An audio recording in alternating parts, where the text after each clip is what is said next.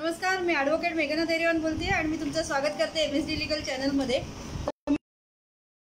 FB live 100 मिनिटात 100 legal rights आपण discuss करणार आहोत। आणि रिसेंटली यूट्यूब चॅनल मी चालू केला MSD लीगल चॅनल। त्याच्यामध्ये know the law series he special series आम्ही चालू केली आहे। त्याच्यामध्ये वेगवेगळे लीगल विषयांवर आम्ही डिटेल विश्लेषण करतो। तसंच लीगल शॉर्ट्स ही एक वेगळी मालिका आहे। त्याच्यामध्ये रिसेंट बातम्यांचं लीगल विश्लेषण आम्ही करतो, जेणेकरून नुसत्या बातम्यांचाच अपडेट नाही तर त्यामागची लीगल पार्श्वभूमीसुद्धा आपल्याला जाणून घेता येते। आणि कुठल्याही बातमीचं सखोल आपल्याला म्हणजे किती ती बातमी सिरियस आहे आणि खरोखर जे रिपोर्टिंग होतं त्याच्यामध्ये किती सत्यता आहे आणि मुख्य म्हणजे त्याचे लीगल इम्प्लिकेशन्स जे रिपोर्ट केले जातात त्यापासून बरेचदा ते वेगळे असतात। आणि एकूणच बाहेर जी डायनामिक परिस्थिती आहे, मग ती कोविडमुळे असेल किंवा एकूणच जे गव्हर्नन्समध्ये नवीन नियम येत आहेत, तर त्या सर्व दृष्टिकोनातून लीगल अपडेट्स माहिती असणं अतिशय गरजेचं आहे। आणि जसं आपल्याला माहिती आहे की कोविडमध्ये जवळजवळ मार्च लास्ट वीकपासून आपण लॉकडाऊनमध्ये आहोत। तर ह्या लॉकडाऊनमध्ये थोडासा निवांत वेळ असल्यामुळे त्याचा सदुपयोग करण्याच्या दृष्टीने मी ही लीगल अवेअरनेससाठी ही सिरीज चालू केली। आणि सोफार आमचं रिसेंटली 100 सबस्क्रायबर्स पूर्ण झालेले आहेत यूट्यूब चॅनलवर। आणि त्याचं सेलिब्रेशन म्हणून किंवा एक नवीन ब्रेक थ्रू म्हणून हे FB लाईव्ह करण्याचं ठरवलं। आणि आजच्या FB लाईव्हमध्ये आपण अतिशय बुलेट ट्रेनच्या स्पीडने जाणार आहोत आणि त्याच्यामध्ये वेगवेगळ्या लीगल आस्पेक्ट्समधले जे आपले लीगल राईट्स आहेत, एक सर्वसामान्य सिटीजन म्हणून किंवा आपण वेगवेगळ्या गोष्टी वापरत असतो, वेगवेगळ्या रोल्समध्ये आपण असतो, तर ह्या सर्वांचा लीगल सिनारिओशी संबंध असतो। आणि म्हणूनच आपले लीगल राईट्स काय आहेत हे आपल्याला माहिती असणं अतिशय गरजेचं आहे असं मला वाटलं। तर आज आपण जवळजवळ 9 ते 10 टॉपिक्स घेणार आहोत आणि प्रत्येक टॉपिकवर 10 ते 12 लीगल राईट्स जे प्रचलित टॉपिक्स आहेत अर्थातच त्याबद्दल आपण चर्चा करणार आहोत। तर आपण असं करूया की एक एक विषय झाल्यानंतर त्याच्यानंतर तुमचे जे काही प्रश्न कमेंट्समध्ये असतील त्यावर आपण चर्चा करू शकतो, जेणेकरून ही चर्चा इंटरॅक्टिव्ह होईल आणि आपल्या दोघांनाही नॉलेजचं आदानप्रदान आपल्याला करता येईल। तर सर्वप्रथम सुरू करण्याआधी मला हे सांगायचं आहे की बऱ्याच लोकांना असं वाटतं की लीगल आणि कायद्यांच्या विषयाशी आम्हाला खरं तर काही कर्तव्य नाही आहे किंवा आमचा काही संबंध नाही आहे, आम्ही कोर्ट कचेरी काही करत नाही किंवा आम्ही कुठल्याही लीगल ह्याच्यामध्ये जात नाही, आम्ही कधीही वकिलाकडे गेलेलो नाही आहोत। पण मला आवर्जून सुरुवातीलाच असं सांगायचं आहे की आपण वेगवेगळ्या रोल्समध्ये असतो आणि जसं घरामध्ये आई असते आपली किंवा बायको असते, मुलं असतात, या सर्वांची सुद्धा लीगल राईट्स अबाधित राखणं आणि त्यांना प्रोटेक्ट करणं ही सुद्धा आपली जबाबदारी असते। आणि म्हणूनच आजच्या ह्या कार्यक्रमामध्ये मी फॅमिली लॉशी संबंधित विवाह आणि नातेसंबंध तसंच woman and law, woman and children ह्यांचे लीगल राईट्स मी सांगणार आहे। तसंच आपण जेव्हा दुकानांमध्ये खरेदी करतो किंवा मॉल्समध्ये खरेदी करतो, तसंच आता ऑनलाईन प्लॅटफॉर्म्सवर सुद्धा मोठ्या प्रमाणावर खरेदी केली जाते, जे ई-कॉमर्सच्या माध्यमातून आपण शॉपिंग करतो। तर ह्या सर्वांमध्ये ॲज अ कन्झ्युमर म्हणजे ग्राहक म्हणून आपले काही लीगल अधिकार असतात आणि ते आपल्याला माहीत असणं अतिशय गरजेचं असतं। कारण कुठलीही कंपनी, मग ती भारतीय असो की भारताच्या बाहेरची असो, मात्र ती भारतीय कायद्याने बांधली गेलेली असते आणि म्हणूनच ग्राहक कायद्याच्या अंडर आपल्याला बरेच पॉवरफुल अधिकार मिळतात। पण जर आपल्याला त्याची माहिती नसेल तर आपण त्याचा उहापोह करू शकत नाही। म्हणूनच आज आपण ग्राहक कायद्यांविषयी माहिती घेणार आहोत। तसंच भारताचे नागरिक म्हणून आपल्याला काही संविधानिक अधिकार मिळालेले आहेत, तर त्याचेसुद्धा आपण आज डिटेलमध्ये चर्चा करणार आहोत। त्याचप्रमाणे आपल्या खाजगी आयुष्यामध्ये आपण वेगवेगळ्या मालमत्ता अर्जित करीत असतो किंवा आपल्याला वडिलोपार्जित मालमत्तेमध्ये काही अधिकार असतात, तर त्या संदर्भातलं सुद्धा डिस्कशन आज आपण करणार आहोत। त्याचप्रमाणे फौजदारी कायदा आणि स्पेशली पोलिसांशी संबंधित अरेस्टचा जो कायदा आहे आणि अरेस्ट करणाऱ्या व्यक्तीला जे अधिकार आहेत किंवा जो नियमावली सुप्रीम कोर्टाने घालून दिलेली आहे त्या संदर्भात सुद्धा आज आपण बोलणार आहोत। तसंच आपल्या सर्वांना माहिती आहे 2017मध्ये भारतामध्ये रेरा कायदा आला, जो रिअल इस्टेट रेग्युलेशन ॲक्ट आहे। त्याच्यामध्ये स्पेशली रिअल इस्टेटशी संबंधित कायदा करण्यात आला, कारण रिअल इस्टेट हा खूप मोठा एरिया आहे ज्याच्यामध्ये आपल्याकडे रेग्युलेटर नव्हता भारतामध्ये। आणि स्पेशली बाहेरचे इन्व्हेस्टर्स म्हणजे फॉरेन इन्व्हेस्टर्स अट्रॅक्ट करण्याच्या दृष्टिकोनातून महारेराची म्हणजे रेरा कायद्याची निर्मिती करण्यात आली आणि प्रत्येक स्टेटला रेरा अथॉरिटीची स्थापना करण्याची हे दिली। तर त्याच्यामध्ये प्रामुख्याने बिल्डरच्या अगेन्स्ट आपले काय राईट्स आहेत हे आपल्याला समजेल। सो महारेरा हा सुद्धा एक वन ऑफ टॉपिक आहे आजच्या डिस्कशनमधला। सो असे जवळजवळ आपल्या 9-10 टॉपिक आहेत आणि ह्या टॉपिक्सवर आपण डिटेलमध्ये चर्चा करणार आहोत। अर्थातच तुमचे काही प्रश्न किंवा काही सूचना असतील तर तुम्ही कॉमेंट्समध्ये लिहा आणि हा व्हिडिओ जास्तीत जास्त लोकांबरोबर शेअर करायला विसरू नका। त्याचप्रमाणे यूट्यूबवरचा चॅनलसुद्धा सबस्क्राईब करा, कारण तिथे रेग्युलर बेसिसवर आम्ही नवीन व्हिडिओज अपडेट करतो आणि त्याची लेटेस्ट माहिती तुम्हाला मिळू शकेल। तर आजच्या विषयाला सुरुवात करूया आणि रुशील मोरे जॉईन झालेले आहेत। थँक्यू रुशील, तुमची काही सूचना असतील तर नक्की सांगा आणि तुमच्या टाईमलाईन्सवर हे शेअर करा। तर आजच्या विषयाला सुरुवात करूया। सर्वप्रथम आपण सुरुवात करूया घरापासूनच, म्हणजे जे फॅमिली लॉ आहे त्या संदर्भात बोलूया आपण। तर मॅरेज अँड रिलेशनशिपमध्ये स्पेशली आपण बोलणार आहोत की 2 गोष्टींमध्ये। एक आहे जे मॅरेज झालेलं आहे म्हणजे लिगली वेडिंग झालेलं आहे, तर त्या संदर्भात काय हक्क आहेत आणि लिव्ह इन रिलेशनशिप। तर जसं आपल्याला माहिती आहे की रिसेंटली माननीय सुप्रीम कोर्टाने लिव्ह इन रिलेशनशिपला मान्यता दिलेली आहे आणि त्याला लीगल स्टेटस प्राप्त झालेलं आहे। अर्थातच लीगल स्टेटस प्राप्त झालेलं आहे म्हणण्यापेक्षा it is no more illegal I would say. कारण का की हे जे कपल लिव्ह इन रिलेशनशिपमध्ये राहत असतील त्याच्यामध्ये प्रामुख्याने त्यांनी सांगितलेलं आहे की एकतर दोन्ही ही ज्या व्यक्ती आहेत ह्या ॲडल्ट व्यक्ती असल्या पाहिजेत आणि दुसरं म्हणजे त्या एकत्रित जर राहत असतील आणि त्यातून त्या स्त्रीला जर काही त्रास झाला किंवा त्यातल्या ज्या पुरुषांनी त्या मुलीला जर काही हॅरेस करण्याचा प्रयत्न केला तर डेफिनेटली तिला डोमेस्टिक व्हायलन्स ॲक्ट या कायद्याखाली तिला प्रोटेक्शन अवेलेबल आहे आणि म्हणूनच त्या दृष्टिकोनातून त्याला लीगल वैधता देण्यात आलेली आहे। त्याचप्रमाणे ह्या रिलेशनशिपमधून जी मुलं जन्माला येतील तर त्या मुलांना सुद्धा कायदेशीर अधिकार दिलेले आहेत आणि ही मुलं ही जशी कुठलेही विवाहित कपलला जी मुलं होतात त्याप्रमाणेच ह्या मुलांना औरस संतान कन्सिडर केलं जातं आणि त्याप्रमाणे त्यांचे लीगल राईट्स असतात। अर्थातच यातल्या मुलीला कुठलेही प्रॉपर्टी राईट्स त्या मुलाच्या वैयक्तिक प्रॉपर्टीमध्ये अर्थातच मिळत नाहीत, कारण ती लिगली वेडेड वाईफ नसते। मात्र त्यांचं जे रिलेशनशिप आहे त्याला फक्त प्रोटेक्शनच्या दृष्टिकोनातून त्यांना लीगल अधिकार डोमेस्टिक व्हायलन्स कायद्याच्या अंडर दिलेले आहेत। त्याचप्रमाणे जे जनरली विवाहित संबंध आहेत त्याच्यामध्ये वाईफला जे अधिकार दिलेले आहेत त्याच्यामध्ये प्रामुख्याने जे कायदे होते तर त्या संदर्भातला खूप कडक कायदा करण्यात आला आणि हुंडा घेणं आणि देणं हा दोन्हीसुद्धा कायद्याने गुन्हा आहे। तर डोमेस्टिक प्रोहिबिशन ॲक्टखाली जर कुठल्याही स्त्रीकडून किंवा तिच्या फॅमिलीकडून जर हुंडा घेण्यात आला तर तो क्रिमिनल ऑफेन्स ठरतो आणि त्याच्यासाठी तीव्र कडक शिक्षा सांगितलेल्या आहेत। तसंच इंडियन पिनल कोडमध्ये 304B या सेक्शनखाली डोवरी डेथ म्हणजे जर एखाद्या स्त्रीची एखाद्या विवाहित स्त्रीची जर 7 वर्षाहून कमी वेळामध्ये जर तिला अनैसर्गिक मृत्यू आला तर त्याची पोलीस इन्व्हेस्टिगेशन होते आणि सेक्शन 304B ह्या सेक्शनखाली त्या घरच्यांना म्हणजे तिच्या पती आणि तिच्या कुटुंबियांना क्रिमिनल इन्व्हेस्टिगेशनला सामोरं जावं लागतं आणि अर्थातच त्या अशा स्त्रीचे जे आईवडील असतील किंवा जे पेरेंट्स असतील तिचे ते अशा प्रकारची कंप्लेंट पोलीस स्टेशनला लॉन्च करू शकतात। त्याचप्रमाणे कुठल्याही विवाहित स्त्रीला तिच्या पतीच्या घरामध्ये राहण्याचा पूर्ण अधिकार असतो, म्हणजे मॅट्रिमोनियल होममध्ये राहण्याचा पूर्ण अधिकार असतो। तसंच तिच्या पतीच्या अर्निंगमधून म्हणजे तिच्या पतीच्या इन्कममधून त्या स्त्रीला राईट टू मेंटेनन्स म्हणजे तिला आणि तिच्या मुलांना त्या नवऱ्याकडनं मेंटेनन्स मिळण्याचा पूर्ण अधिकार असतो।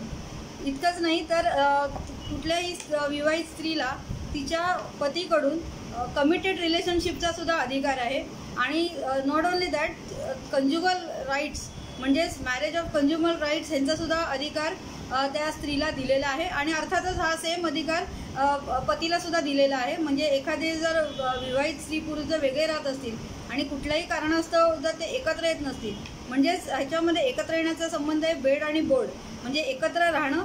तसंच जे आपल्याकडे विवाहित शरीर संबंध मान्यता दिलेली आहे विवाह संस्थेच्या अंडर, तर त्याची सुद्धा अधिकार म्हणून कुठलीही पत्नी किंवा पती कायद्याखाली हा अधिकार म्हणून आपला एक्सरसाइज करू शकतो.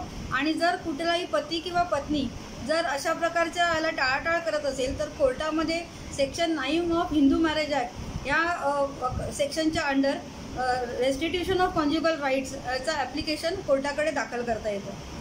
त्याचनंतर लग्न झाल्यानंतर डिवोर्स जर घ्यायचा असेल कुठल्याही विवाहित पती पत्नीला, तर त्याच्यासाठी कमीत कमी 1 वर्षाचा कालावधी सांगितलेला आहे. आणि अर्थातच जर म्युच्युअल कन्सेंट डिवोर्स दाखल केला तर त्याच्यासाठी कमीत कमी 6 महिन्याचा कुलिंग पिरियड दिलेला आहे. पण सुप्रीम कोर्टाने त्याच्यामध्ये असं सांगितलेलं आहे की इरिव्हेकेबल ब्रेकडाऊन ऑफ मॅरेज अशी जर परिस्थिती तिकडे असेल तर 6 महिन्याचा कुलिंग पिरियड हा सुद्धा त्या पती पत्नीला शिक्षाच आहे. त्याच्यामुळे केस टू केस बेसिसवर जर अति आवश्यक असेल तर हा डिवोर्स इमिजिएटली ग्रांट केला जावा. मात्र कुठलाही डिवोर्स हा कमीत कमी विवाह तारखेपासून 1 वर्षाच्या नंतरच फाईल करता येतो आणि कुठल्याही परिस्थितीत 1 वर्षाच्या आधी असा डिवोर्स फाईल करता येत नाही. आणि ह्याचं प्रमुख कारण असं आहे की आपल्या स्पेशली हिंदू कायद्यामध्ये विवाह हे एक सेक्रेड हे सांगितलेलं आहे, बंधन सांगितलेलं आहे, म्हणजे जे 16 संस्कारांपैकी एक सांगितलेलं आहे. आणि म्हणूनच विवाह विच्छेद करताना कोर्टाकडून सुद्धा मॅक्झिमम प्रयत्न असा होतो की त्या विवाहामध्ये जर काही त्रुटी असतील किंवा कुठल्याही प्रकारची काउन्सिलिंगची जर गरज असेल तर कोर्टातर्फे असा प्रयत्न केला जातो. आणि कोणताही डिवोर्स फाईल केल्यानंतर 3 सेशन्स हे काउन्सिलिंगचे होतात. आणि त्याच्यानंतर तरीसुद्धा जर असं आढळून आलं की याच्यामध्ये कुठलंही काउन्सिलिंग शक्य नाही आहे आणि डिवोर्स हा अटळ आहे, तरच दोन्ही बाजू ऐकून घेऊन कोर्ट त्यावर निर्णय देतं. त्यामुळे आपल्याकडे टू द एक्सटेंट पॉसिबल विवाह विच्छेद हा टाळला जातो किंवा खूप डिटेल स्क्रुटिनी करूनच डिवोर्सची डिग्री ग्रांट केली जाते. त्यानंतर अशा प्रकारच्या डिवोर्समध्ये जिथे मुलं इन्वॉल्ड असतील, म्हणजे त्या जर विवाहित स्त्री पुरुषांना जर काही संतती असेल तर त्यातली 7 वर्षांहून कमी वयाची जी मुलं असतात त्याची कस्टडी बाय डिफॉल्ट आईकडे असते. अर्थातच त्याला एक्सेप्शन्स आहेत. तर त्या एक्सेप्शन्स असेल जर ती आई काही वेनेरियल डिसीजेसनी आजारी असेल किंवा तिचा चरित्राचा काही प्रॉब्लेम असेल, म्हणजे तिचं चरित्र जर योग्य नसेल, जे मुलाच्या संगोपनाच्या दृष्टीने तिच्याकडे कस्टडी असणं हे मुलाच्या भवितव्यासाठी चांगलं नसेल, तर हा एक त्याच्यामध्ये एक्सेप्शन आहे. आणि तिसरं आणि सर्वात महत्त्वाचं की आईपासून जर कुठल्याही मुलाला जर धोका असेल, म्हणजे तो जीविताचा असेल किंवा कुठल्याही अनैतिक कामांसाठी जर ती त्या मुलाचा वापर करत असेल तर त्या मुलाच्या वेलफेअरच्या दृष्टीने हे चांगलं नसतं.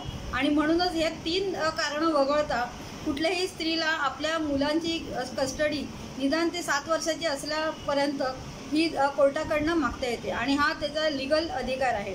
तर हे प्रामुख्याने 10 अधिकार मला इथे सांगावेसे वाटले. आणि त्यातला सर्वात एक महत्त्वाचं जे अंग आहे कुठल्याही रिलेशनशिपमध्ये, स्पेशली मॅरेज रिलेशनशिपमध्ये जे फिजिकल रिलेशनशिप त्याची मान्यता विवाह संस्थेमध्ये मिळते, तर फोर्स सेक्स जर कुठलाही स्त्री पुरुष करत असेल तर हा सुद्धा एक हा अन्यायाचा भाग आहे आणि हा सुद्धा एक क्रिमिनल ऑफेन्स आहे. तसंच जर कुठल्याही सेपरेशनच्या ह्याच्यामध्ये, म्हणजे ज्यांचं डिवोर्स ऑलरेडी प्रोसेसमध्ये आहे किंवा ज्यांचं ज्युडिशियल सेपरेशन कोर्टातर्फे प्रोसेसमध्ये आहे आणि अशा मीनवाईल ज्या काळामध्ये जर कुठल्याही पतीने त्या पत्नीबरोबर शारीरिक संबंध ठेवले तर तो सुद्धा मॅरिटल रेप कन्सिडर केला जातो आणि तो एक ऑफेन्स आहे सेक्शन 376B इंडियन पिनल कोडच्या अंडर. आणि त्याला अतिशय तीव्र शिक्षा सांगितलेल्या आहेत. तर हे होते मॅरेज आणि रिलेशनशिप संबंधातले टॉप 10 लिगल राईट्स. तर या संदर्भात तुमचे काही प्रश्न असतील तर सांगा. आणि तुम्ही जर हे व्हिडिओज बघत असाल तर तुमच्या टाईमलाईनवर शेअर करायला विसरू नका, जेणेकरून अधिकाधिक लोकांना लिगल अवेअरनेससाठी हे व्हिडिओज पाहता येतील.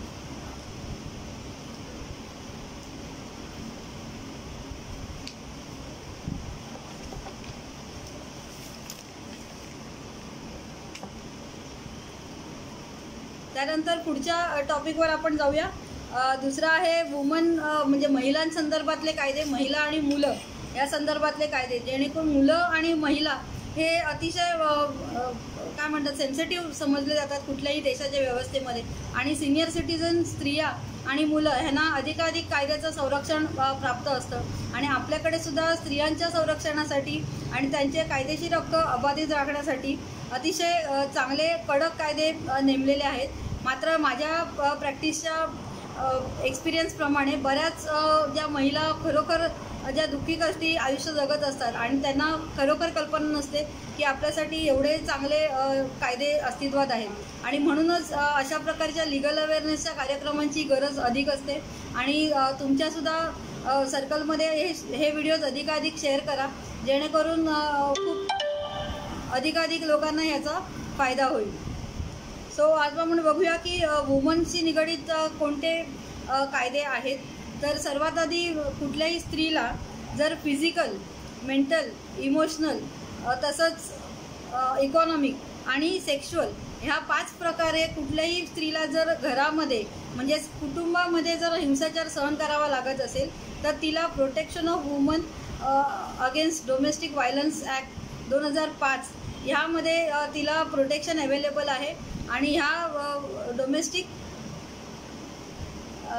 डोमेस्टिक व्हायलन्स ॲक्टमध्ये कुठल्याही स्त्रीला राईट टू रेसिडन्स अवेलेबल आहे. तसंच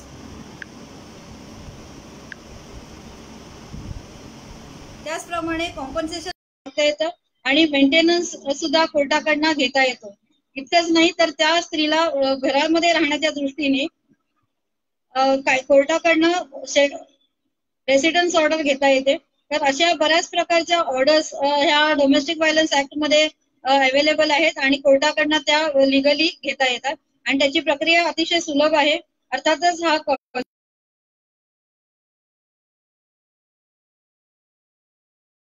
सिव्हिल मॅटर आहे, मात्र त्याची जी प्रक्रिया दिलेली आहे ही फौजदारी दंड प्रक्रियेप्रमाणे म्हणजे क्रिमिनल प्रोसिजर कोर्ट प्रमाणे मॅजिस्ट्रेट कोर्टात म्हणजे क्रिमिनल कोर्टामध्ये चालते.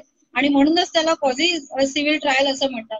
तर अशा स्त्रीला जिला फिजिकल, मेंटल, इमोशनल, सेक्शुअल आणि इकॉनॉमिक हे 5 प्रकारे जर कुठल्याही स्त्रीला जर घरामध्ये हिंसाचार सहन करावा लागत असेल, मग तो तिच्या पतीकडून असेल किंवा तिच्या कुटुंबियांकडनं असेल, तसंच भावाकडून असेल, वडिलांकडनं असेल किंवा तिच्या इतर नातलगांकडून असेल, तर अशा प्रकारचे application section 12 of domestic violence act ह्या सेक्शन कडे करता येते.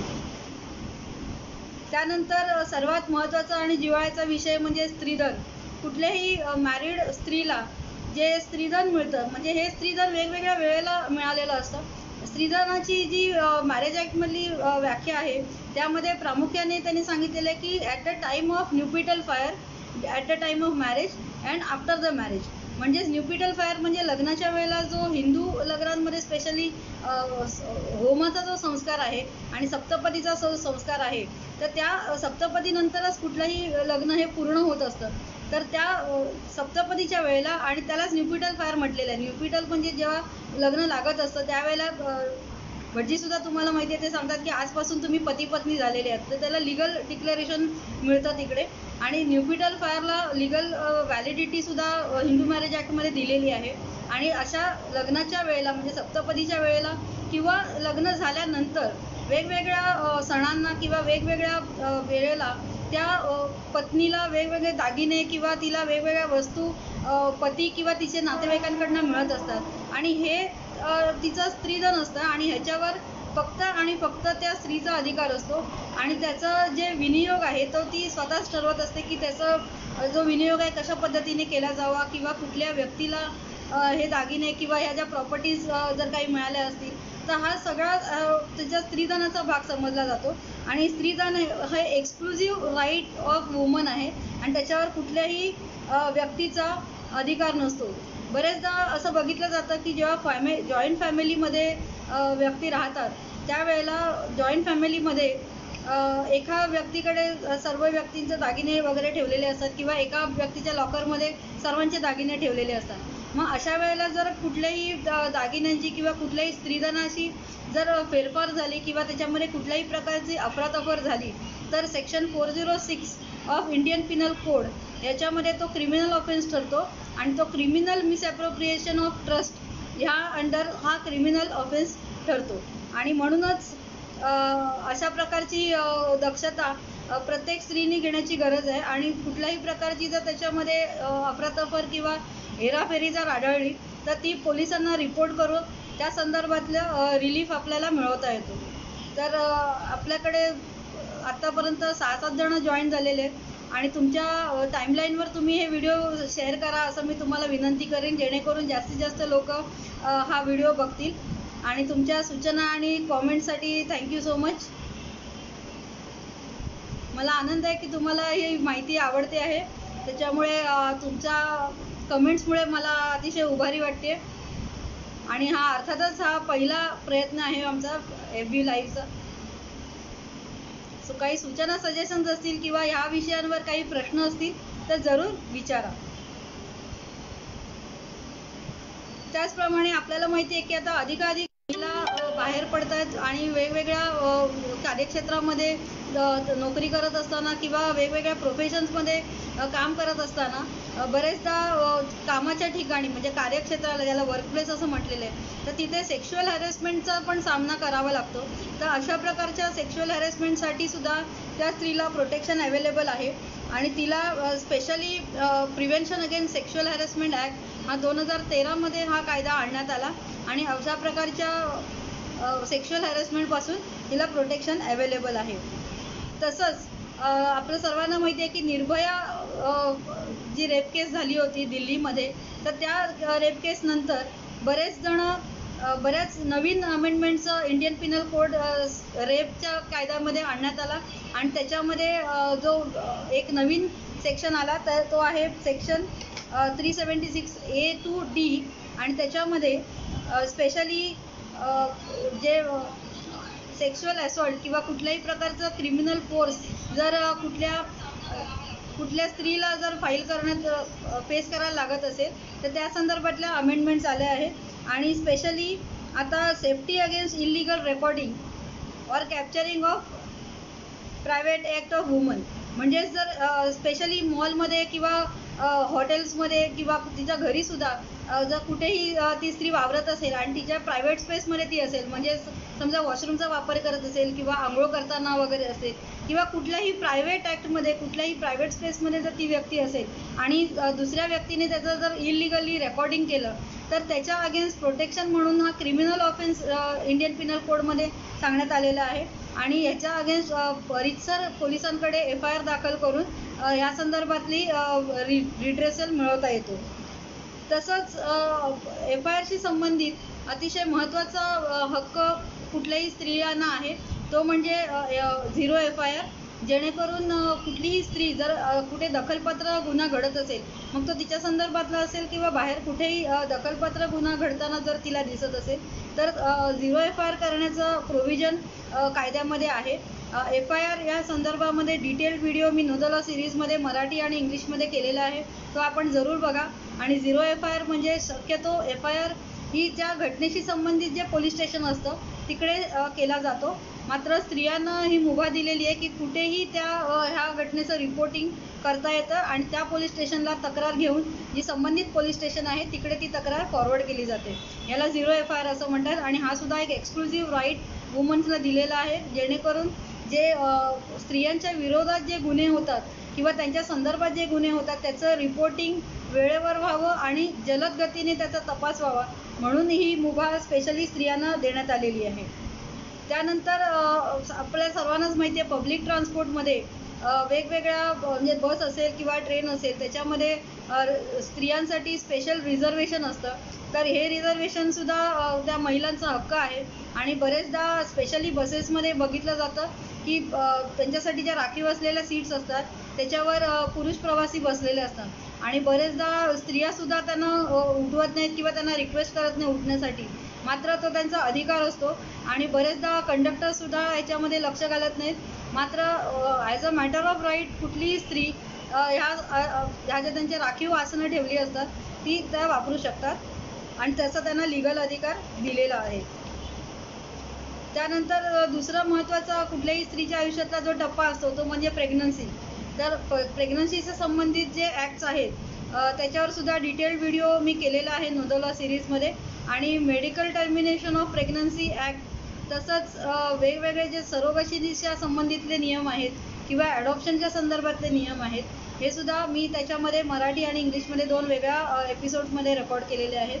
तर मेडिकल टर्मिनेशनमध्ये स्पेशली जे रेप विक्टीम असतात किंवा ज्या यंग मुली असतात त्यांनासुद्धा कोर्टातर्फे रिलीफ दिला जातो आणि थोडंसं ॲडव्हान्स स्टेजमधली जरी प्रेग्नन्सी असेल तरीसुद्धा टर्मिनेट करून घेण्याचा अधिकार त्या मुलींना असतो. अर्थातच this is subject to court description. मात्र अशा प्रकारचा निर्णय घेण्याचा अधिकार त्या मुलीला म्हणजे त्या स्त्रीला वैयक्तिकरित्या अवेलेबल आहे. तर तुम्हाला हे विषय कसे वाटतात ते मला सांगा आणि जर आवडत असतील तर लाईक करायला विसरू नका.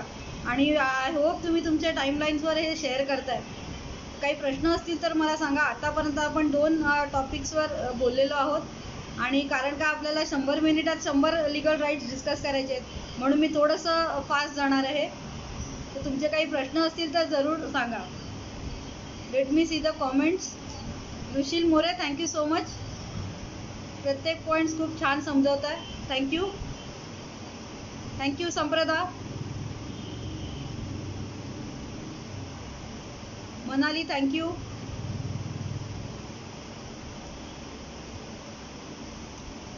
आपण थोडं कॉमेंट्स बघूया काय काय कॉमेंट्स येतात.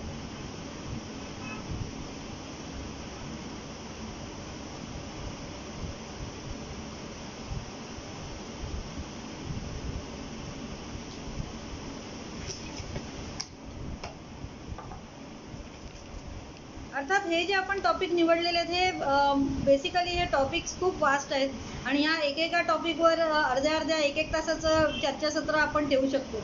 मात्र एक तुम्हाला ओव्हरव्ह्यू देण्यासाठी किंवा एक बर्ड्स आय व्ह्यू देण्यासाठी म्हणून हे टॉपिक्स मी निवडले, जेणेकरून एक बुलेट स्पीडमध्ये आपल्याला ओव्हरऑल जे आपले रोजच्या कामातले जे लीगल हक्क आहेत हे आपल्याला समजतील म्हणून ह्या टॉपिकची मी निवड केलेली आहे. तुम्हाला जर कुठल्या स्पेसिफिक विषयांवर चर्चा आपल्याला करायची असेल तर तुम्ही मला कॉमेंट्समध्ये सांगा किंवा तुम्ही आमच्या व्हॉट्सॲप ग्रुपला पण रिपोर्ट केलं तरी चालेल. आपण त्याच्यावर वेगळा टॉपिक आपण कव्हर करू शकतो.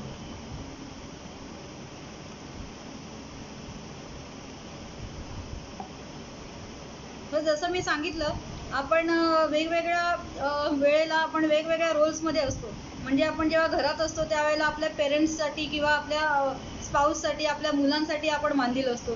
जेव्हा आपण कार्यक्षेत्रावर जातो त्यावेळेला आपण ॲज अ एम्प्लॉई म्हणून त्या कंपनीला बांधील असतो किंवा जेव्हा प्रोफेशनल स्पिअरमध्ये काम करत असताना ॲज अ प्रोफेशनल पर्सन आपल्या क्लायंट्सना आपण बांधील असतो. त्यामुळे वेगवेगळ्या वेळेला आपण वेगवेगळ्या रोल्समध्ये असतो आणि त्याच्याशी संबंधित कायदे आणि त्या कायद्यांमधले अधिकार आपल्याला माहीत असणं गरजेचं आहे. तर असाच आपण दुसरा महत्त्वाचा विषय घेऊया तो म्हणजे ग्राहक कायदा. जसं आपण दुकानांमधून खरेदी करतो किंवा मॉल्समधून खरेदी करतो, जसं मी सांगितलं की आता ई-कॉमर्स साईट्समधून आपण खरेदी करतो. अगदी रोजच्या वापरातल्या वस्तू असतील किंवा एक्सक्लुझिव्ह काही वस्तू असतील तर त्या ऑनलाईन खरेदी केल्या जातात आणि म्हणूनच आपण ग्राहक म्हणून आता आपला जो स्पिअर आहे तो फार मोठा झालेला आहे आणि आता आपण ग्राहकांशी संबंधित महत्त्वाचे अधिकार समजून घेऊया. जसं आपल्याला माहिती आहे की कन्झ्युमर इज किंग, म्हणजे ग्राहक हा राजा समजला जातो कुठल्याही इकॉनॉमीमध्ये, जेणेकरून अधिकाधिक गोष्टींची जेव्हा खरेदी विक्री होते तेव्हा कुठल्याही इकॉनॉमीला चालना मिळत असते आणि त्यातून अनेक उद्योगधंदे इम्प्रूव्ह होतात आणि जो देशाचा GDP असतो तो सुद्धा इम्प्रूव्ह होतो. सो म्हणूनच ह्या सगळ्यामध्ये बरेचदा इलिगल प्रॅक्टिसेसचा सुद्धा वापर करताना दिसतात.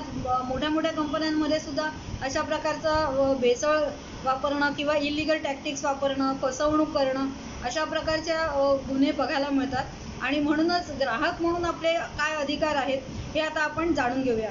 तर सर्वप्रथम जे आपल्याला डिस्क्रिप्शन कुठल्याही व्यक्तीचं कुठल्याही प्रोडक्टचं मिळत असेल तर त्या डिस्क्रिप्शनप्रमाणे जर ती वस्तू नसेल तर त्या संदर्भातलं डिफेक्ट किंवा डेफिशियन्सी हे 2 प्रमुख ऑफेन्स ग्राहक कायद्यामध्ये सांगितलेले आहेत.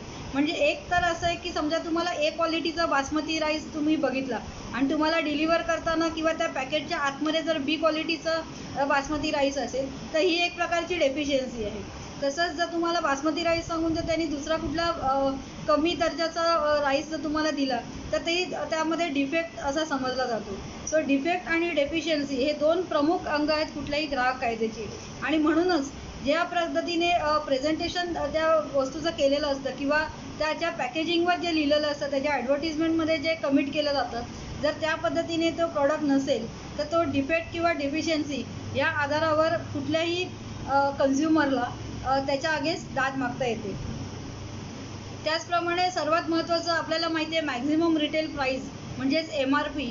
तर कुठल्याही वस्तूची प्राईस ही कुठलाही दुकानदार त्या MRPपेक्षा वर विकू शकत नाही जर त्यांनी त्याच्यामध्ये कोणतंही व्हॅल्यू ॲडिशन केलं नसेल तर. म्हणजेच काय की त्या मॅक्झिमम रिटेल प्राईस हा 2013मध्ये कायदा पारित करण्यात आला आणि त्यावेळेला जर कुठल्याही MRPपेक्षा जास्तला जर कुठला खरेदी विक्री होत असेल तर तो एक क्रिमिनल ऑफेन्स ठरतो. मात्र बऱ्याच लोकांना हे माहीत नसतं, त्यामुळे इग्नोरन्समध्ये सुद्धा अधिकचे पैसे पे करून वस्तू घेतल्या जातात. अर्थातच जर कोल्ड्रिंकसारखी वस्तू असेल आणि तो दुकानदार जर त्याच्या फ्रीजमध्ये थंड करून विकत असेल तर अर्थातच हे व्हॅल्यू ॲडिशन राहतं कुठल्याही याला आणि म्हणूनच कन्झ्युमर प्रोटेक्शन ॲक्टमध्ये त्याला सूट देण्यात आलेली आहे. मात्र अदरवाईज जर कुठल्याही प्रोडक्टमध्ये डेफिशियन्सी किंवा डिफेक्ट जर आढळला तर अतिशय चांगल्या पद्धतीचे कायदे आणि ग्राहक हक्क ग्राहक कायद्यामध्ये दिलेले आहेत आणि कन्झ्युमर कोर्टाची जी प्रोसिजर आहे ती इतर कोर्टापेक्षा तुलनात्मकरित्या मी म्हणेन थोडीशी सोपी आहे आणि अतिशय सुलभ प्रक्रिया त्याच्यामध्ये त्यांनी दिलेली आहे. कारण का अधिकाधिक लोकांना जिथे फसवणूक होईल किंवा अशा प्रकारे जर व्यापार करून जर चुकीच्या प्रॅक्टिसेस वापरल्या जातील तर ते कुठेतरी त्याला बंधन असावं आणि अशा प्रकारच्या केसेस जास्तीत जास्त रिपोर्ट व्हाव्या म्हणूनच ह्याची जी प्रक्रिया आहे ही सुलभ ठेवलेली आहे. तर आता आपण बघूया पुढच्या ह्याच्याकडे.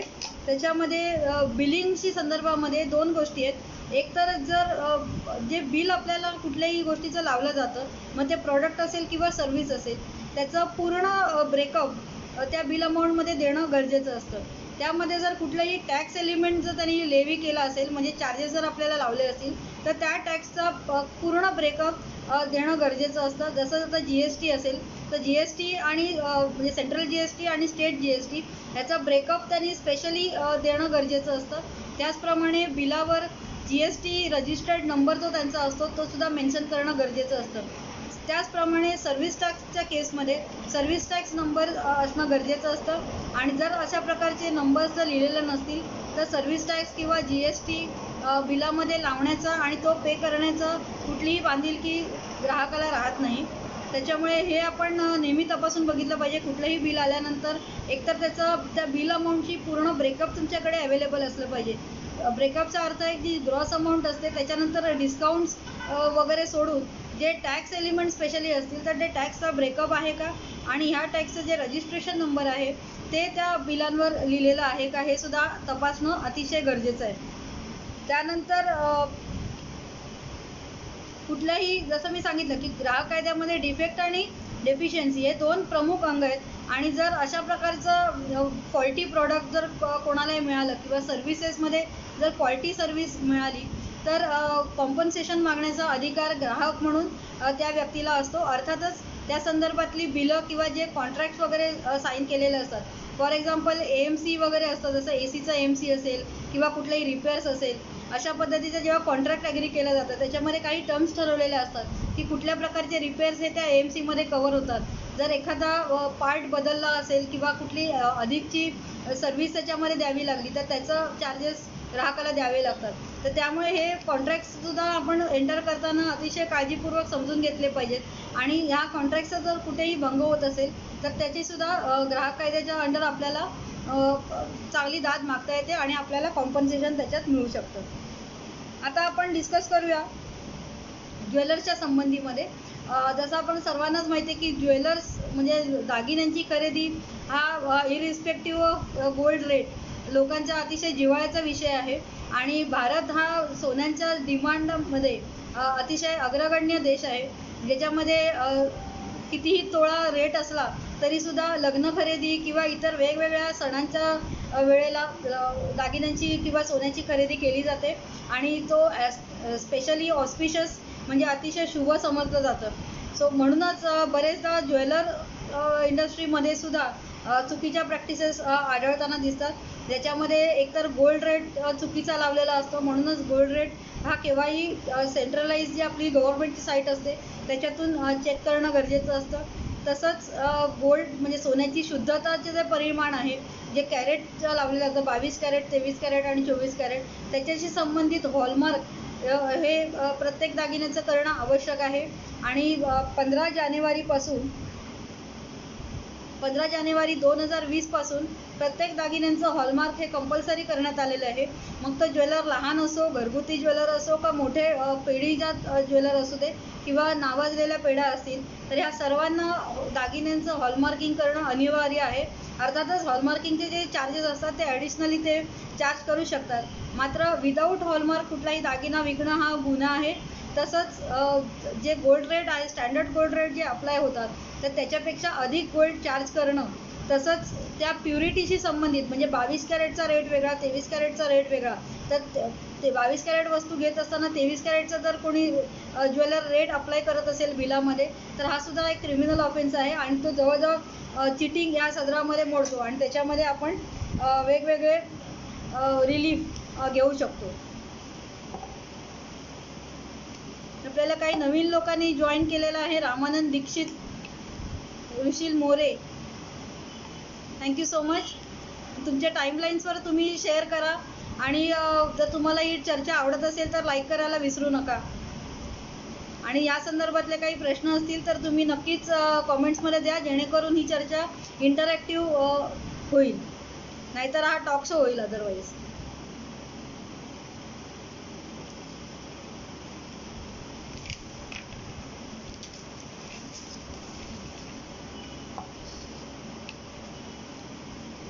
त्यानंतर आपण सर्वच जण कुठल्या ना कुठल्या बँकेचे कस्टमर असतो आणि आता बँका सुद्धा वेगवेगळ्या प्लॅटफॉर्मवर कार्यरत असतात. तर त्याच्यामध्ये मोबाईल ॲप्लिकेशन असेल किंवा फिजिकल ब्रांच बँकिंग असेल, तसंच इंटरनेटवर सुद्धा आपण बँकिंग ट्रान्झॅक्शन्स करतो. तर आपण या बँकांचे ग्राहकच असतो आणि एक सेवा म्हणून आपण ही बँकिंगचे ॲप्लिकेशन्स, इंटरनेट पोर्टल्स आपण वापरतो. तर ह्याच्यामध्ये ग्राहक म्हणून आपला अधिकार हा असतो की आपण ज्या वेळेला पॅन कार्ड, आधार कार्ड अशी माहिती बँकांकडे शेअर करतो, तर ही माहिती गुप्त ठेवण्याचा आपल्याला अधिकार आहे.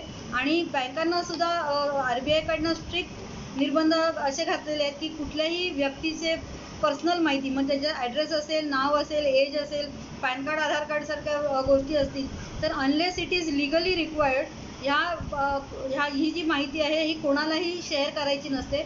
आणि ही म्हणूनच आपल्याला right to confidentiality against banks असा एक अधिकार आपल्याला मिळतो. तर हे अतिशय महत्त्वाचे हक्क मला वाटले की जे आपण दैनंदिन वापरामध्ये आपण ह्या गोष्टी वापरतो. म्हणजे आपण ऑनलाईन शॉपिंग करतो, आपण बँकांच्या ॲप्लिकेशन्स वापरतो. आता तर फिजिकल बँकिंगचं प्रमाणसुद्धा खूप कमी झालेलं आहे. बरेचदा आपण ऑनलाईन ट्रान्सफर करतो, मग ते RTGS, NEFTच्या दृष्टीने असेल किंवा IMPS असेल, ATMचा वापर वाढलेला आहे. सो आता फिजिकल वरून डिजिटल बऱ्याच प्लॅटफॉर्म शिफ्ट होत आहेत. मग ते उद्योगधंदे असतील, सेवा असतील किंवा बँका असतील. सो म्हणूनच सायबर लॉशी संबंधित सुद्धा जे कायदेशीर प्रोव्हिजन्स आहेत हे आपल्याला जाणून घेणं अतिशय महत्त्वाचं आहे. आणि ह्याच वेळेला वेगवेगळे एपिसोड्स मी नोंदवला सिरीजमध्ये केलेले आहेत. त्याच्यामध्ये वेगवेगळे मोबाईल ॲप्लिकेशन्सची सुद्धा माहिती मी दिलेली आहे. लिगल शॉट ही माझी जी सिरीज आहे त्याच्यामध्ये आम्ही रिसेंट ज्या बातम्या असतात त्याच्यामागची कायदेशीर पार्श्वभूमी त्याच्यामध्ये आम्ही विश्लेषण करत असतो.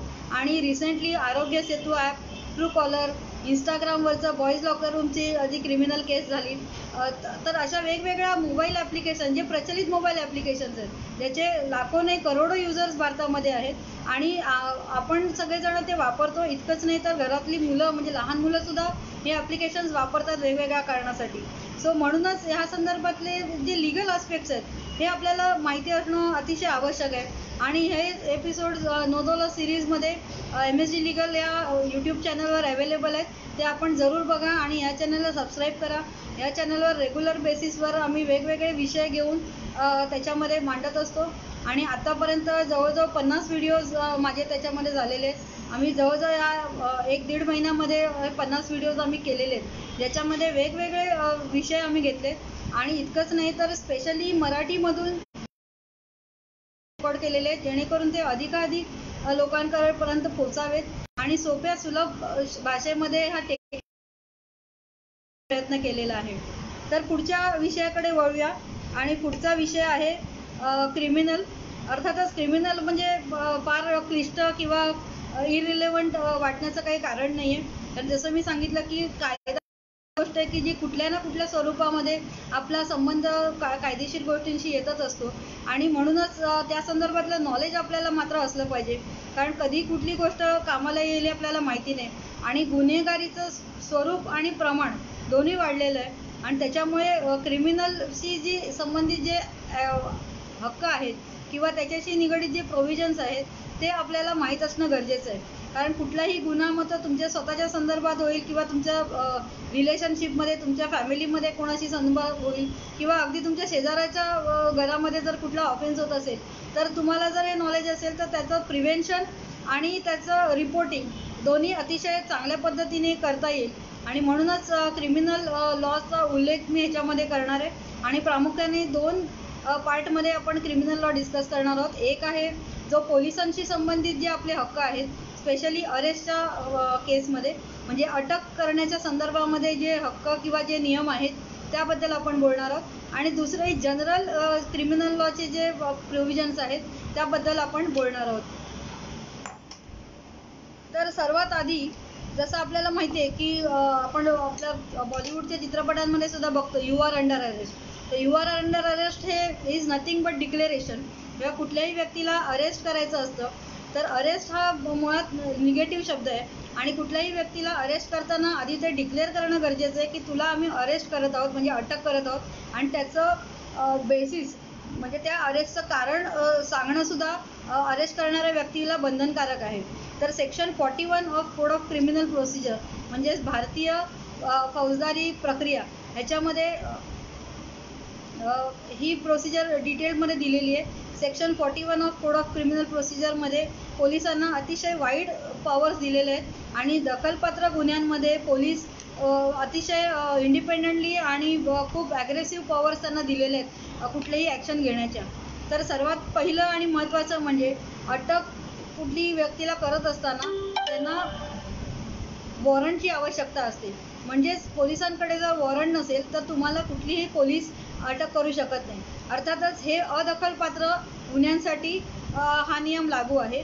म्हणजे कुठलाही ऑफेन्स हा दखलपात्र किंवा अदखलपात्र असतो म्हणजे कॉग्निझेबल किंवा नॉन कॉग्निझेबल असतो. त्याच्यामध्ये कॉग्निझेबल ऑफेन्समध्ये पोलीस विदाऊट वॉरंट अरेस्ट करू शकतात. मात्र जर दखलपात्र गुन्हा नसेल म्हणजेच नॉन कॉग्निझेबल अदखलपात्र गुन्हा असेल तर विदाऊट वॉरंट पोलिसांना अटक करता येत नाही. त्या संदर्भातली तक्रार ही कोर्टाकडे मांडावी लागते आणि कोर्टामध्ये अर्ज करून section 200 of code of criminal procedure या सेक्शनखाली क्रिमिनल कोर्टामध्ये त्याचं ॲप्लिकेशन करून कुठल्याही व्यक्तीला जर अरेस्ट करायची असेल तर त्या संदर्भातली ऑर्डर कोर्टाची घ्यावी लागते आणि मगच अशा व्यक्तीला अरेस्ट करता येते. तर हा सर्वात पहिला आणि महत्त्वाचा अधिकार आहे कुठल्याही व्यक्तीचा एक स्वतंत्र नागरिक म्हणून की कुठलीही व्यक्ती जर अरेस्ट करायला आली तर सर्वात आधी तुम्हाला वॉरंट आहे का हे विचारायचं आहे जर हा गुन्हा अदखलपात्र असेल तर. दुसरं, अरेस्ट ही पोलीसच नाही तर प्रायव्हेट पर्सनसुद्धा करू शकतात. म्हणजेच खाजगी व्यक्तीसुद्धा दखलपात्र जर गुन्हा कुठे घडत असेल तर कुठलीही खाजगी व्यक्तीसुद्धा अशा ऑफेंडरला किंवा अशा गुन्हेगारला अरेस्ट करू शकते. तसंच मॅजिस्ट्रेटला सुद्धा हे अधिकार दिलेले आहेत. म्हणजेच सेक्शन 43 आणि सेक्शन 44मध्ये कुठलीही खाजगी व्यक्ती जर कुठलाही गुन्हा घडत असेल म्हणजे एखाद्या ठिकाणी जर कुठे मर्डर होत असेल किंवा एखाद्या ठिकाणी कुठे किडनॅपिंग होत असेल तर त्या व्यक्तीला ताब्यात घेऊन पोलिसांच्या स्वाधीन करणं हा सुद्धा एक नागरिक म्हणून आपलं कर्तव्य आहे. आणि दुसरं म्हणजे त्याच्यामध्ये तो व्यक्ती असं म्हणू शकत नाही की हे तर पोलिसांचे अधिकार आहेत, तुम्ही मला हात लावू नका किंवा तुम्ही याच्यामध्ये काही करू शकत नाही. तर असं होत नाही. क्रिमिनल ह्याच्यामध्ये ज्या पॉवर्स आहेत ते अतिशय वाईड पॉवर्स आहेत. जसं सोसायटीमध्ये सुद्धा एक केस आमच्याकडे आली होती की त्या सोसायटीतल्या एका फ्लॅटमध्ये इलिगल व्यवहार होत होते. त्याच्यामध्ये शारीरिक संबंधासाठी किंवा अशा प्रकारच्या प्रॉस्टिट्यूशन बिझनेससाठी तो फ्लॅट वापरला जात होता. त्याच्यामध्ये सेक्रेटरी आणि त्या शेजाऱ्यांनी कंप्लेंट दाखल केली आणि त्याच्यामध्ये सगळ्यात पहिला डिफेन्स त्या व्यक्तीचा हा होता की माझ्या फ्लॅटमध्ये मी काहीही करीन तुझ्यामध्ये इतर लोकांचा काही संबंध येत नाही, जेणेकरून इतर लोकांना त्याची काही भीती किंवा कुठल्याही प्रकारची धास्ती नसताना त्याच्यामध्ये कुठली क्रिमिनल इंटरफिअरन्स कोण करू शकत नाही. तर असं नाही आहे, ही चुकीची समजूत आहे टोटली. तर कुठलाही ॲक्ट किंवा ऑफेन्स जर इलिगल असेल किंवा कायदेशीरदृष्ट्या अवैध असेल तर कुठलीही व्यक्ती त्याची तक्रार करू शकते. आणि स्पेशली क्रिमिनल केसेसच्या बाबतीने आपण लक्षात ठेवलं पाहिजे की त्याचा डायरेक्ट किंवा इनडायरेक्ट कुठल्याही व्यक्तीला फायदा असो नसो किंवा नुकसान किंवा त्यापासून धोका असो नसो, मात्र समाजाच्या दृष्टिकोनातून हे जे इलिगल ॲक्ट्स असतात हे अतिशय घातक असतात. आणि म्हणूनच अशा प्रकारच्या समाजविरोधी कारवाया थांबवण्यासाठी कुठल्याही नागरिकांनी त्याचं रिपोर्टिंग पोलिसांकडे केलंच पाहिजे असा माझा आग्रह आहे. आणि म्हणूनच हे क्रिमिनल लॉज किंवा अरेस्टशी संबंधित जे लॉज आहेत हे आपल्याला माहिती असणं अतिशय गरजेचं आहे. त्या दृष्टिकोनातून code of criminal procedure section 41मध्ये अतिशय वाईड पॉवर्स पोलिसांना दिलेले आहेत. त्याचप्रमाणे सेक्शन 43च्या अंडर प्रत्येक व्यक्तीला हे अधिकार आहेत की तो कुठलाही दखलपात्र गुन्हा जर घडत असेल तर त्याची नोंद घेऊन त्या व्यक्तीला ताब्यामध्ये घेऊन पोलिसांकडे म्हणजे नियरेस्ट पोलीस स्टेशनला अशा व्यक्तीला सुपूर्द करायचं आहे, जेणेकरून पोलीस त्याचा पुढचा तपास करतील आणि त्याच्याशी जी निगडीत कायदेशीर कार्यवाही असेल ती पूर्ण करतील. तर हे तुला अतिशय महत्त्वाचा अधिकार आहे. त्याच्यानंतर FIR, जसं मी सांगितलं FIRसाठी एक डिटेल्ड व्हिडिओ माझ्या नोदलो सिरीजमध्ये मी ऑलरेडी अपलोड केलेला आहे, तो आपण जरूर बघा. त्याच्यामध्ये पण मी सांगितलेलं आहे की कुठलीही FIR केल्यानंतर त्याची कॉपी पोलिसांनी इमिजिएटली द्यायची असते कंप्लेनंटला. त्याच्यामध्ये शब्दात त्याने असा दिलेला आहे, एकतर FIR जी फाईल केली जाते ही section 154 of code of criminal प्रोसिजरमध्ये फाईल केली जाते आणि after the complaint is filed it has to be return forthwith असा शब्द त्या ड्राफ्टिंगमध्ये त्या सेक्शनमध्ये दिलेला आहे. आणि फोर्थविथ म्हणजे जशी कंप्लेंट फाईल झाली तशी लगोलग त्याची एक कॉपी कंप्लेनंटला म्हणजे तक्रारदाराला फ्री ऑफ कॉस्ट द्यायची आहे. असा आपला अधिकार आहे ॲज अ नागरिक म्हणून आणि ॲज अ तक्रारदार म्हणून सुद्धा. बरेचदा पोलीस स्टेशनला सुद्धा इलिगली पैसे मागितले जातात किंवा FIR करण्यानंतर त्याची कॉपी द्यायला सुद्धा बरेचदा ब्रायबरी मागितली जाते. तर हा अतिशय गंभीर स्वरूपाचा गुन्हा आहे आणि as a matter of right कुठल्याही FIRसाठी आपल्याला पैसे द्यावे लागत नाहीत. फ्री ऑफ कॉस्ट ही कॉपी तुम्हाला मिळणं हा तुमचा लीगल अधिकार आहे. त्यानंतर section 227 of code of criminal प्रोसिजरमध्ये जर कुठल्याही व्यक्तीला अरेस्ट झाली असेल एखाद्या गुन्ह्यासाठी, मात्र इनिशियल इन्व्हेस्टिगेशन नंतर त्याच्यामध्ये कुठलेही सबळ पुरावे जर त्या व्यक्तीच्या अगेन्स्ट नसतील किंवा कुठलेही खास असं इन्व्हेस्टिगेशन किंवा कुठलेही ठोस स्टेटमेंट्स पोलिसांकडे जर नसतील तर section 227 of code of criminal प्रोसिजरमध्ये अशी प्रावधान आहे की त्या व्यक्तीला रिलीज केलं जावं. मग त्याला डिस्चार्ज केलं जातं, ज्याच्यामध्ये आपल्याला माहिती आहे की बाइज्जत बरी आणि रिहा. तर बाइज्जत बरी म्हणजे त्याचं टोटली केस चालवल्यानंतर पूर्ण पुरावे तसंच विटनेसेसचं स्टेटमेंट कन्सिडर केल्यानंतर त्या व्यक्तीला निर्दोष मुक्तता केली जाते. त्याला बाइज्जत बरी असं टिपिकली बॉलिवूड मूवीजच्या शब्दात जर सांगायचं झालं तर मी असं सांगेन. आणि जे डिस्चार्ज आहे तर डिस्चार्जमध्ये पुराव्या अभावी त्या व्यक्तीला सोडलं जातं, म्हणजे कुठेतरी त्याला बेनिफिट ऑफ डाऊट मिळत असतो आणि म्हणूनच ती केस कंप्लीट होते असं म्हणता येणार नाही. मात्र निव्वळ पुराव्याच्या अभावी बऱ्याच आरोपींना सोडलं जातं. आणि हे सेक्शन 227 CRPCमध्ये जर अशा प्रकारची अरेस्ट जर केली असेल तर त्याच्यामध्ये हा लीगल अधिकार त्या व्यक्तीला असतो. तसंच जे क्रिमिनल ऑफेन्सेस आहेत त्याच्या एक कॅटेगरी आहे बेलेबल ऑफेन्स आणि नॉन बेलेबल ऑफेन्स, म्हणजे जामीनपात्र आणि अजामीनपात्र. तर जिथे ऑफेन्सेस जामीनपात्र आहेत म्हणजे बेलेबल आहेत तर त्या केसमध्ये त्या व्यक्तीला बेल मिळण्याचा डिफॉल्ट अधिकार त्या ठिकाणी असतो.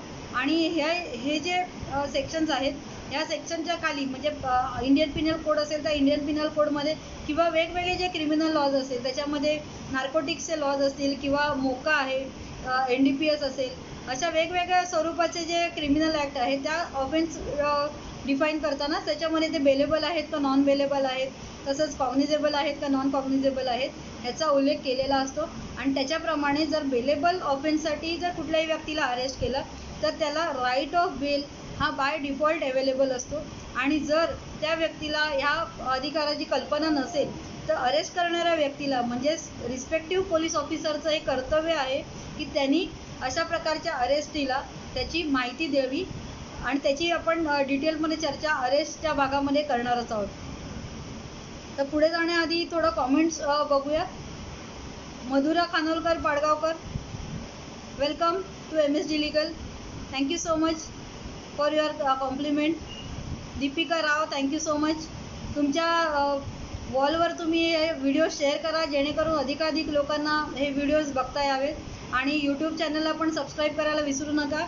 आत्तापर्यंत जवळजवळ 51 व्हिडिओज माझे रेकॉर्ड करून झालेले, ते मराठी आणि इंग्लिशमध्ये वेगवेगळ्या विषयांना धरून आम्ही ते व्हिडिओज केलेले आहेत. त्याच्यामध्ये सायबर लॉ, क्रिमिनल लॉ, तसंच लिगल डॉक्युमेंटेशन, त्याच्यामध्ये विल आहे, विल कसं करावं आणि त्याची काय प्रोसिजर असते, तसंच नोटरीशी संबंधितसुद्धा आम्ही एक व्हिडिओ केलेला आहे की नोटरी दस्तावेज काय असतात, नोटरीचा ॲक्च्युली अर्थ काय असतो, त्याचं इम्प्लिकेशन्स काय असतात, कुठल्या गोष्टी आपण नोटरी करू शकतो, नाही करू शकत. तर या सगळ्यांची सविस्तर चर्चा त्या भागांमध्ये केलेली आहे. तसंच सिव्हिल लॉ आणि क्रिमिनल लॉ म्हणजे काय, दखलपात्र अदखलपात्र गुन्हे म्हणजे काय, आणि जसं आता रिसेंटली सुशांत राजपूत या ॲक्टरची सुसाईडल केस झाली, त्याच्यानंतर बिहारच्या मुझफ्फरपूर कोर्टामध्ये क्रिमिनल कंप्लेंट फाईल झालेली आहे. तर त्याच्याशी संबंधितसुद्धा जो गुन्हा रेकॉर्ड झालेला आहे, जो सेक्शन 309 इंडियन पिनल कोडमध्ये अबेटमेंट ऑफ सुसाईड हा महत्त्वाचा ऑफेन्स त्याच्यामध्ये दिलेला आहे, जो दखलपात्र गुन्हा आहे आणि त्याच्यामध्ये जवळजवळ 10 वर्षाची शिक्षा तसंच फाईन अशा प्रकारचं प्रावधान इंडियन पिनल कोडमध्ये आहे.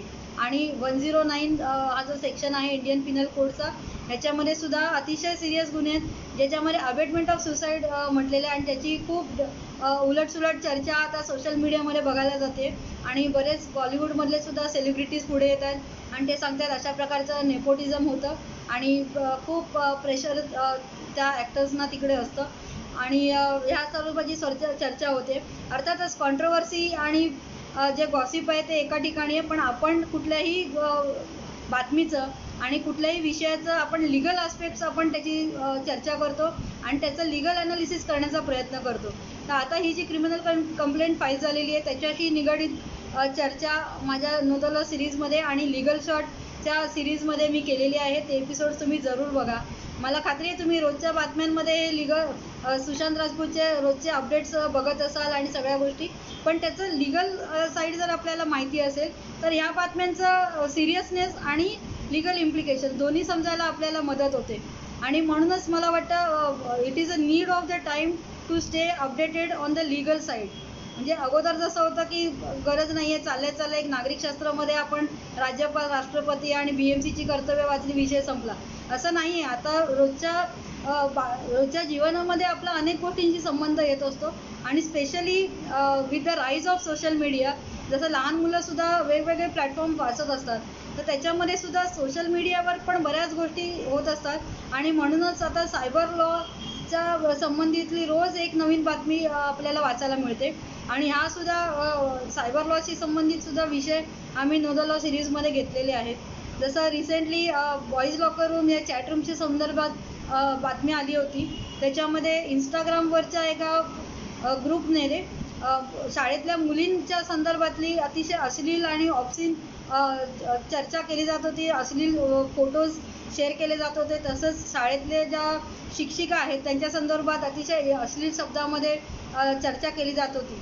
त्यांना त्या अर्थात ही मुलं आहे ती, त्याच्यातली जो मुलाला अरेस्ट झाली आहे ग्रुप ॲडमिट, तो निव्वळ 12वीतला मुलगा आहे, म्हणजे हार्डली 18 वर्षाचा हा मुलगा आहे. आणि जी इतर मुलं त्याच्यामध्ये जवळजवळ 22 ते 25 मुलं या ग्रुपमध्ये आहेत आणि त्या मुलांचं जे एज आहे ते जवळजवळ 14 ते 22 हे त्यांचं एज ग्रुप आहे. म्हणजे 2 मुलं त्याच्यात कॉलेजमधली होती आणि बाकी सगळी मुलं ही शाळेतली मुलं आहेत. तर ह्या मुलांमध्ये अशा प्रकारची अतिशय म्हणजे सिरियस आहे ही गोष्ट. आता तो ऑफेन्स जो रेकॉर्ड झाला हा ट्विटरवर रेकॉर्ड झालेला आहे आणि सायबर पोलिसांनी त्याची दखल घेत सो मोठं ॲक्शन घेतली आणि तो FIR रेकॉर्ड झाला आणि नंतर त्या मुलाला म्हणजे ग्रुप ॲडमिनला ट्रेस केलं आणि त्यांच्याबरोबर जे 22-25 मुलं आहेत त्यांना ट्रेस केलं. आता या मुलांना ह्याचं लिगल इम्प्लिकेशन अर्थातच माहीत असेल किंवा नसेल, पण त्यांच्या पालकांना सुद्धा माहिती नाही की मुलं काय करत आहेत आणि त्याचं लिगल इम्प्लिकेशन्स काय आहेत. त्याच्यामुळे आज हे कायदेशीर जे ज्ञान आहे ह्याचं माहिती असणं हे आवश्यक नाही आहे, हे अति आवश्यक आहे. आणि माझं वैयक्तिक मत असं आहे की हे शाळा आणि कॉलेजेसच्या अभ्यासक्रमामध्ये हे ज्या बेसिक क्रिमिनल लॉशी संबंधित किंवा जे सिव्हिल लॉशी संबंधित जे अधिकार किंवा जे गुन्हे आहेत, जे मेजर गुन्हे आहेत, त्याचा समावेश हा अभ्यासक्रमामध्ये करणं अतिशय गरजेचं आहे. ज्याच्यामध्ये फक्त 20 मार्काचं किंवा 40 मार्काचं नागरिकशास्त्रचा अभ्यास करणं आज पुरेसं नाही आहे. पण as a citizen of the country आपल्याला बऱ्याच गोष्टींचं बेसिक नॉलेज माहिती असणं आवश्यकच आहे. आणि त्याचा आग्रह धरून इवन आपल्या घरातली जी यंग मुलं आहेत त्यांना त्याची माहिती देणं जास्तीत जास्त अनिवार्य आहे असं मला वाटतं. तुमचं या संदर्भात काय मत आहे तुम्ही कॉमेंट्समध्ये लिहा.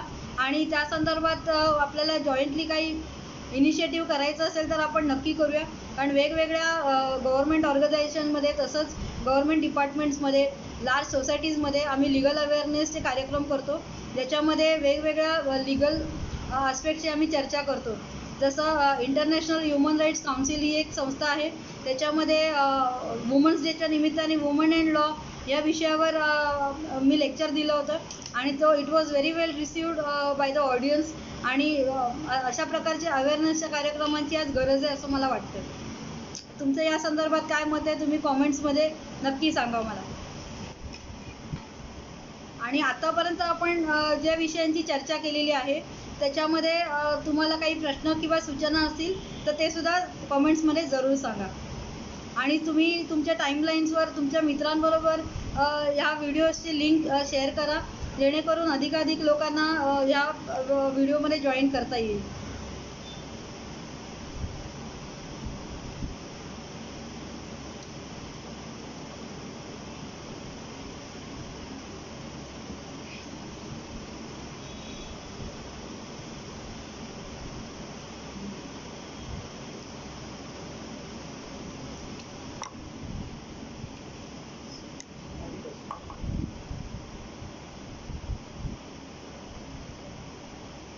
तर क्रिमिनल लॉच्या संदर्भात आपण चर्चा करत होतो. तर FIR जसं मी सांगितलं मगाशी वुमन अँड लॉमध्ये आपण चर्चा करत असताना मी सांगितलं की महिलांना स्पेशल राईट्स दिलेले आहेत, त्याच्यामध्ये 0 FIR त्या फाईल करू शकतात. तसंच रेप विक्टीम ज्या असतात म्हणजे ज्या बलात्काराशी संबंधित ज्या पीडित व्यक्ती असेल म्हणजे जी महिला असेल तिला मुख्य लिगल अधिकार असा आहे तर राईट ऑफ ॲनॉनिमिटी, म्हणजेच तिचं नाव आहे गुप्त राखलं जावं. आणि इवन जेव्हा ही रेपची ऑफेन्सची निगडीत जेव्हा ट्रायलसुद्धा कोर्टामध्ये होते त्यावेळेला जे कोर्टाची लिस्ट असते, बोर्ड असतो, त्याच्यामध्ये विक्टीमचं नाव लिहिलेलं नसतं. त्याचप्रमाणे ज्या वेळेला अशा विक्टीमचं स्टेटमेंट रेकॉर्ड केलं जातं हे सुद्धा अतिशय कॉन्फिडेन्शियली रेकॉर्ड केलं जातं. मग त्यासाठी एकतर जजेसच्या चेंबरमध्ये हे रेकॉर्डिंग होतं किंवा कोर्टाचा दरवाजे बंद केले जातात आणि फक्त त्या ट्रायलशी निगडीत किंवा इतर कोर्टाच्या मॅटरच्या निगडीतच फक्त व्यक्ती त्या कोर्टामध्ये उपस्थित असतात. सो राईट ऑफ ॲनॉनिमिटी हा एक प्रमुख अधिकार आहे जो त्या पीडित व्यक्तीला अवेलेबल आहे. तसंच कुठलंही क्रिमिनल मॅटर चालू असताना जर एखादी साक्ष पुरावा कोर्टासमोर आली तर सेक्शन 311 ऑफ CRPC मध्ये हे प्रावधान आहे की त्या व्यक्तीला त्या पुराव्याचं क्रॉस एक्झामिनेशन देण्याची संधी देण्यात यावी, जेणेकरून जे ट्रायल चालते तर criminal trial has to be a fair trial. आणि कुठलेही साक्षी पुरावा किंवा एव्हिडन्सेस जेव्हा कोर्टासमोर येतात तेव्हा त्या आरोपित व्यक्तीला त्याची पूर्ण अधिकार असतो की त्याची ती क्रॉस व्हेरिफिकेशन करेल आणि क्रॉस एक्झामिनेशन करेल. त्यानंतर जसं मी सांगितलं की चिल्ड्रन बिलो 7 इयर्स मुलांना पण काही विशेष अधिकार कायद्यामध्ये दिलेले आहेत आणि 7 वर्षाखालील मुलांना कोणतीही क्रिमिनल लायबिलिटी नसते आणि म्हणूनच त्यांना अतिशय इनोसंट समजलं जातं आणि त्यांचे जे ॲक्शन असते ह्याचे लिगल इम्प्लिकेशन्स त्यांना माहिती नसतात. कारण कुठल्याही क्रिमिनल ट्रायलमध्ये सर्वात महत्त्वाचा मुद्दा असतो इंटेन्शन. जर कुठल्याही व्यक्तीने इंटेन्शनली जर कोणाला म्हणजे जाणीवपूर्वक कोणाला फसवलं नसेल किंवा जे त्यांनी कार्य केलेलं आहे की जी कृती केलेली आहे हे जर इंटेन्शनली केलेली नसेल तर त्याच्या संदर्भात त्या व्यक्तीला क्रिमिनल लायबिलिटी ही लागू शकत नाही. आणि म्हणूनच चिल्ड्रन बिलो 7 इयर्स म्हणजे 7 वर्षाखालील जी मुलं असतात यांना कोणतीही क्रिमिनल लायबिलिटी दिली जात नाही. तसंच 18 वर्षाच्या खालील मुलांना जुवेनाईल जस्टिस ॲक्ट 2000 या कायद्याप्रमाणे त्यांची लिगल ट्रायल चालते आणि त्यांना सिन्स ते ॲडल्ट नसतात मायनर मुलं असतात तर त्यांना थोडंसं लिनियन्सी कोर्टाकडनं मिळते आणि त्यांची जी कायदेशीर प्रक्रिया आहे किंवा ज्युडिशियल प्रोसिजर आहे ही सुद्धा थोडी लिनियंट असते आणि त्याच्यामध्ये काही कॉन्फिडेन्शियलिटी असेल किंवा त्यांचं वेलफेअर असेल यांची काळजी घेऊनच या ट्रायल्स चालवल्या जातात.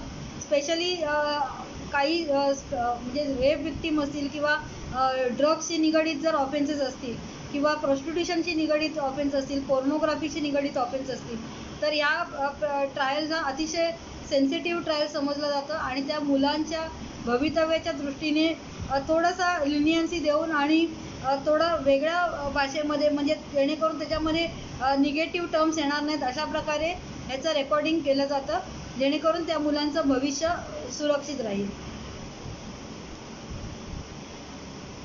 त्यानंतर अरेस्टशी संबंधित पुढची महत्त्वाची गोष्ट म्हणजे कुठल्याही व्यक्तीने म्हणजे जो पोलीस ऑफिसर जेव्हा अरेस्ट करत असेल तेव्हा त्या पोलीस ऑफिसरला आपली त्याची जी नेमप्लेट असते किंवा त्याचं जे आयडेंटिफिकेशन असतं हे क्लिअरली डिस्प्ले करणं गरजेचं असतं जेणेकरून जर तो पोलीस ऑफिसर मला अरेस्ट करत असेल तर मला माहीत असलं पाहिजे की एकतर ती व्यक्ती लिगली व्हॅलिड व्यक्ती आहे त्याच्यामध्ये ॲक्शन घेण्यासाठी आणि दुसरं ही व्यक्तीचं आयडेंटिफिकेशन काय आहे किंवा काही जे ऑफेन्स आहेत त्याच्यामध्ये ठराविक केडरच्या वरच्या ऑफिसरना फक्त अधिकार असतात ॲक्शन घेण्याचे.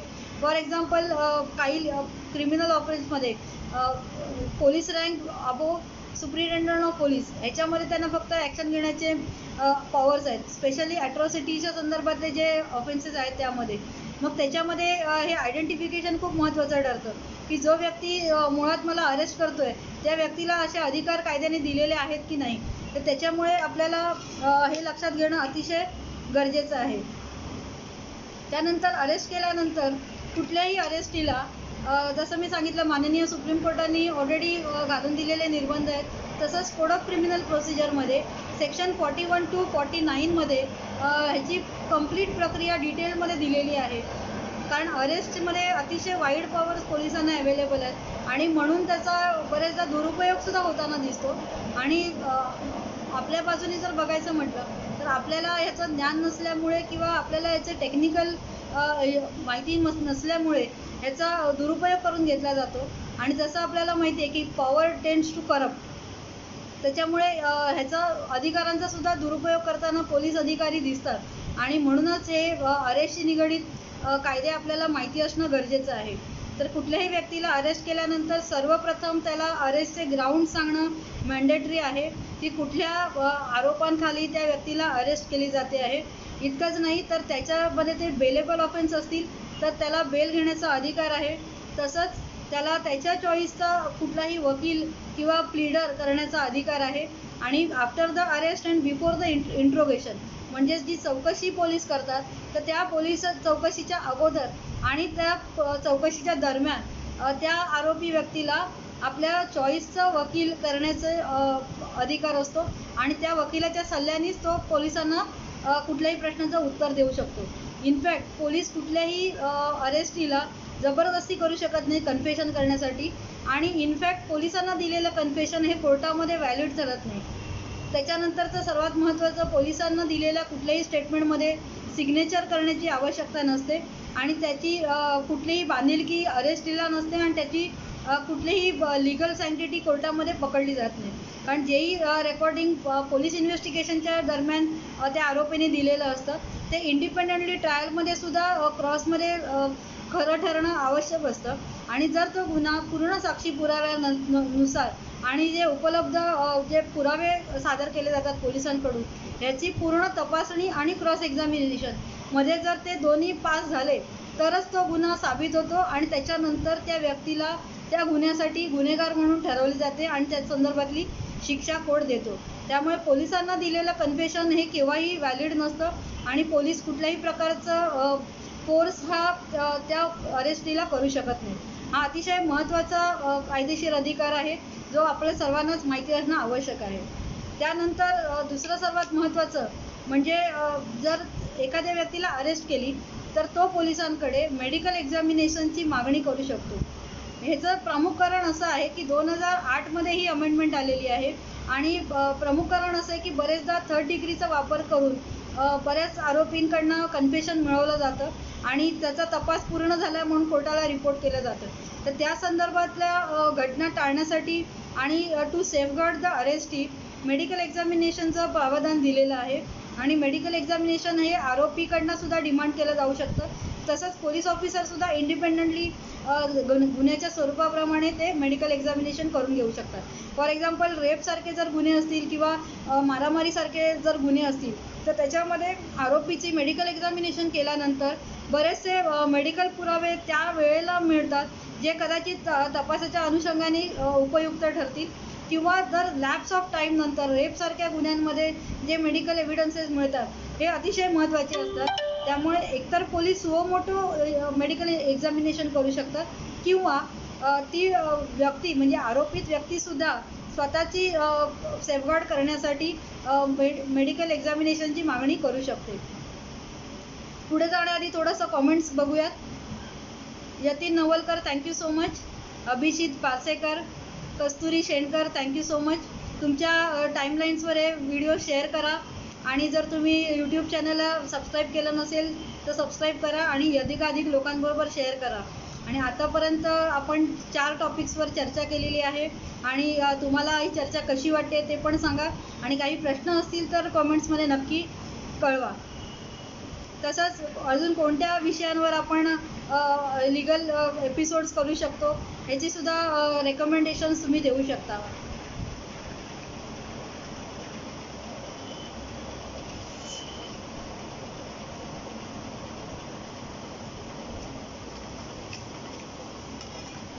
काही प्रश्न असतील तर तुम्ही नक्की विचारा जेणेकरून ही चर्चा इंटरॅक्टिव्ह होईल आणि अधिकाधिक ग्रुप्समध्ये हे तुम्ही शेअर करा. तर चर्चेला पुढे नेऊया. अरेस्टशी संबंधित क्रिमिनल लॉज आपण बघतोय आणि कुठले अधिकार अरेस्टीला असतात त्याबद्दल आपण चर्चा करतोय. तर सर्वात इम्पॉर्टंट ज्या वेळेला अरेस्ट केली जाते त्यावेळेला आपल्याला माहिती आहे पूर्वी हतकडी घालून अरेस्ट केलं जायचं आणि त्या व्यक्तीला घेऊन जायचे. तर माननीय सुप्रीम कोर्टाने एका केसमध्ये असं सांगितलं की हतकडी घालून नेणं तर प्रत्येक व्यक्ती हा काही सराईत गुन्हेगार नसतो. त्याच्यामुळे स्पेशली जर असं कोणी हतकडी घालून जर समाजामधून जर कोण व्यक्ती घेऊन जात असेल तर त्या व्यक्तीच्या अगेन्स्ट अतिशय निगेटिव्ह इम्प्लिकेशन्स होतात आणि म्हणूनच आता हे हतकडी घालणं कंपल्सरी नाही आहे. इनफॅक्ट सेक्शन 46मध्ये त्यांनी सांगितलेलं आहे की जर अननेसेसरी रिस्ट्रेंट त्यांनी कुठलंही करायचं नाही. म्हणजे पोलिसांनी अरेस्ट करताना सेक्शन 49मध्ये क्लिअर प्रोसिजर दिलेली आहे की एकतर त्यांनी डिक्लेअर करायचं यू आर अंडर अरेस्ट म्हटल्यानंतर समोरच्या व्यक्तीला माहिती आहे की तो अरेस्ट झालेला आहे. म्हणजे त्याची पर्सनल लिबर्टी संपुष्टात आलेली आहे आणि त्याच्यामध्ये कुठलाही अननेसेसरी रिस्ट्रेंट पोलिसांनी द्यायचा नाही आहे. अशा प्रकारचं प्रावधान section 49 of code of criminal प्रोसिजरमध्ये आहे. पोलिसांनी फक्त तो व्यक्ती पळून जाणार नाही एवढीच दक्षता घेणं अपेक्षित आहे. तर अननेसेसरी त्या व्यक्तीला टच करणं किंवा त्याचा हात पकडून नेणं, 2-2 व्यक्तींनी त्याला धरणं हे अपेक्षित नाही आहे. त्याच्यामुळे अशा प्रकारचा रिस्ट्रेंट जर पोलीस अधिकारी करत असतील तर त्या संदर्भातलं रिपोर्टिंग आपल्याला करता येतं. स्पेशली जेव्हा अरेस्ट डिक्लेअर केली जाते पोलिसांकडनं त्यावेळेला त्या व्यक्तीने जर स्वतःला सबमिट नाही केलं, submit in the sense bodily जर त्यांनी सबमिट नाही केले, त्यांनी जर एक्सेप्टन्स दिला नाही की ठीक आहे मी तुमच्याबरोबर येतो, जर त्यांनी कुठलाही पळून जाण्याचा प्रयत्न केला किंवा कुठलाही इलिगल ॲक्शन घेण्याचा प्रयत्न केला तरच फक्त पोलीस त्याला बंधनामध्ये ठेवू शकतात किंवा त्याला हतकडी घालू शकतात. तर अशा प्रकारचं प्रावधान section 46, 47, 48, 49 of code of criminal प्रोसिजरमध्ये दिलेलं आहे. आणि जसं मगाशी मी सांगितलं तर नुसतं पोलीस अधिकारीच नाही तर प्रायव्हेट पर्सन तसंच मॅजिस्ट्रेटसुद्धा जर कुठला गुन्हा घडत असेल तर त्या गुन्ह्याची दखल घेऊन अशा प्रकारच्या ऑफेंडरला ताब्यात घेऊन पोलिसांकडे देऊ शकतात आणि त्या संदर्भातली प्रक्रिया सेक्शन 43 आणि 44 ऑफ कोड ऑफ क्रिमिनल प्रोसिजरमध्ये दिलेली आहे. तसंच महिलांना अरेस्ट करत असताना विशेष 2 गोष्टींचा अधिकार त्यांना दिलेले आहेत. एक म्हणजे कुठल्याही महिलेला संध्याकाळी 6 ते सकाळी 6 या वेळेमध्ये म्हणजे सूर्यास्तापासून सूर्योदयापर्यंत अरेस्ट करता येत नाही. तसंच कुठल्या महिलेला अरेस्ट करत असताना महिला पोलीस अधिकारी किंवा महिला कॉन्स्टेबल तिकडे हजर असणं क्रमप्राप्त असतं. आणि तिसरं आणि सर्वात महत्त्वाचं, ज्या वेळेला महिला आरोपी असेल आणि तिचं जर मेडिकल एक्झामिनेशन करायचं असेल तर to the extent possible female doctors म्हणजे फिमेल मेडिकल ऑफिसर तिकडे असणं आवश्यक असतं, किंवा जर फिमेल डॉक्टर अवेलेबल नसेल तर कुठल्याही फिमेल पोलीस कॉन्स्टेबलच्या प्रेझेन्समध्ये आणि तिच्या सुपरविजनच्या अंडर कुठल्या महिला आरोपीची मेडिकल एक्झामिनेशन हे करता येते. तर हे अतिशय महत्त्वाचे 3 स्पेशल अधिकार जे महिला अरेस्टीला म्हणजे महिला आरोपीला दिलेले आहेत. अर्थातच याच्यामध्ये एक्सेप्शन फक्त एवढंच आहे की कोर्टाला स्पेशल परमिशन घ्यावी लागते कोर्टाकडून पोलिसांना, की त्याच्यामध्ये एक्सेप्शनल केसेसमध्ये फक्त अशा प्रकारची अरेस्ट करता येते आणि त्याचं स्पेशल वॉरंट हे पोलिसांना कोर्टाकडून घेता येतं. त्याच्यामध्ये पोलिसांना कारणं नमूद करावी लागतात की सूर्योदयाच्या नंतर जर एखाद्या महिलेला अरेस्ट करायचं असेल तर त्याची विशेष कारणं काय आहेत की जेणेकरून ते पहाटेपर्यंत थांबू शकत नाही. तर अशा प्रकारचे विशेष कारण मग ती एकतर ती व्यक्ती पळून जात असेल, किंवा ती व्यक्ती परागंदा होण्याचं भीती असेल, किंवा ती व्यक्ती एखाद्या विटनेसला टेम्पर करत असेल, किंवा एखाद्या महत्त्वाच्या एव्हिडन्सला नष्ट करत असेल, तर अशा प्रकारचे काही महत्त्वाचे एक्सेप्शन्स कायद्यामध्ये दिलेले आहेत आणि ते पुराव्यासकट ज्या वेळेला पोलीस कोर्टासमोर ठेवतात त्याच वेळेला अशा प्रकारची परमिशन ही कोर्टाला मिळते. त्यानंतर जी व्यक्ती अरेस्ट करत असते अरेस्टीला म्हणजे ते पोलीस ऑफिसर असेल किंवा प्रायव्हेट पर्सन असेल किंवा मॅजिस्ट्रेट असेल, तर सेक्शन 55A ह्याच्यामध्ये ही 2008मध्ये ही अमेंडमेंट आली.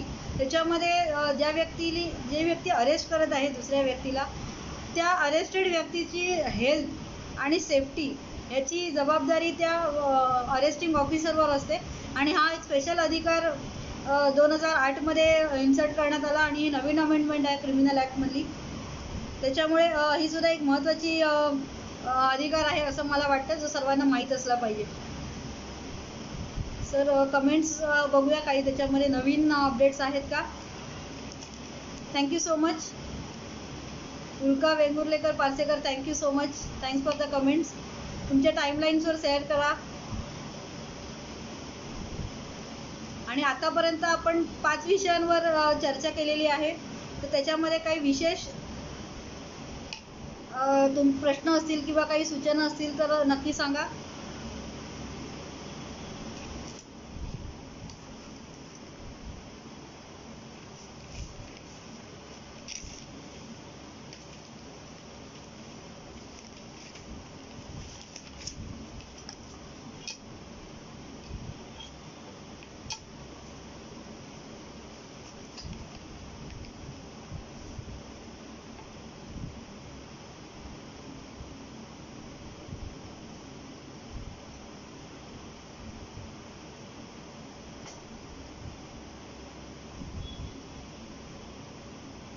अभिजित पारसेकर, पण तुमची कॉमेंटही क्लिअर नाही आहे, तर थोडं विश्लेषण करून तुम्ही लिहाल तर बरं होईल. आणि 100 मिनिटात 100 लिगल राईट्स कव्हर करायचे आहेत, त्याच्यामुळे खूप डिटेल उद्बोधक आपण याच्यामध्ये चर्चा नाही करू शकत, पण काही स्पेसिफिक प्रश्न असेल तर आपण नक्कीच विचारात घेऊ शकतो आणि त्या संदर्भातली डिटेल चर्चा आपण करू शकतो.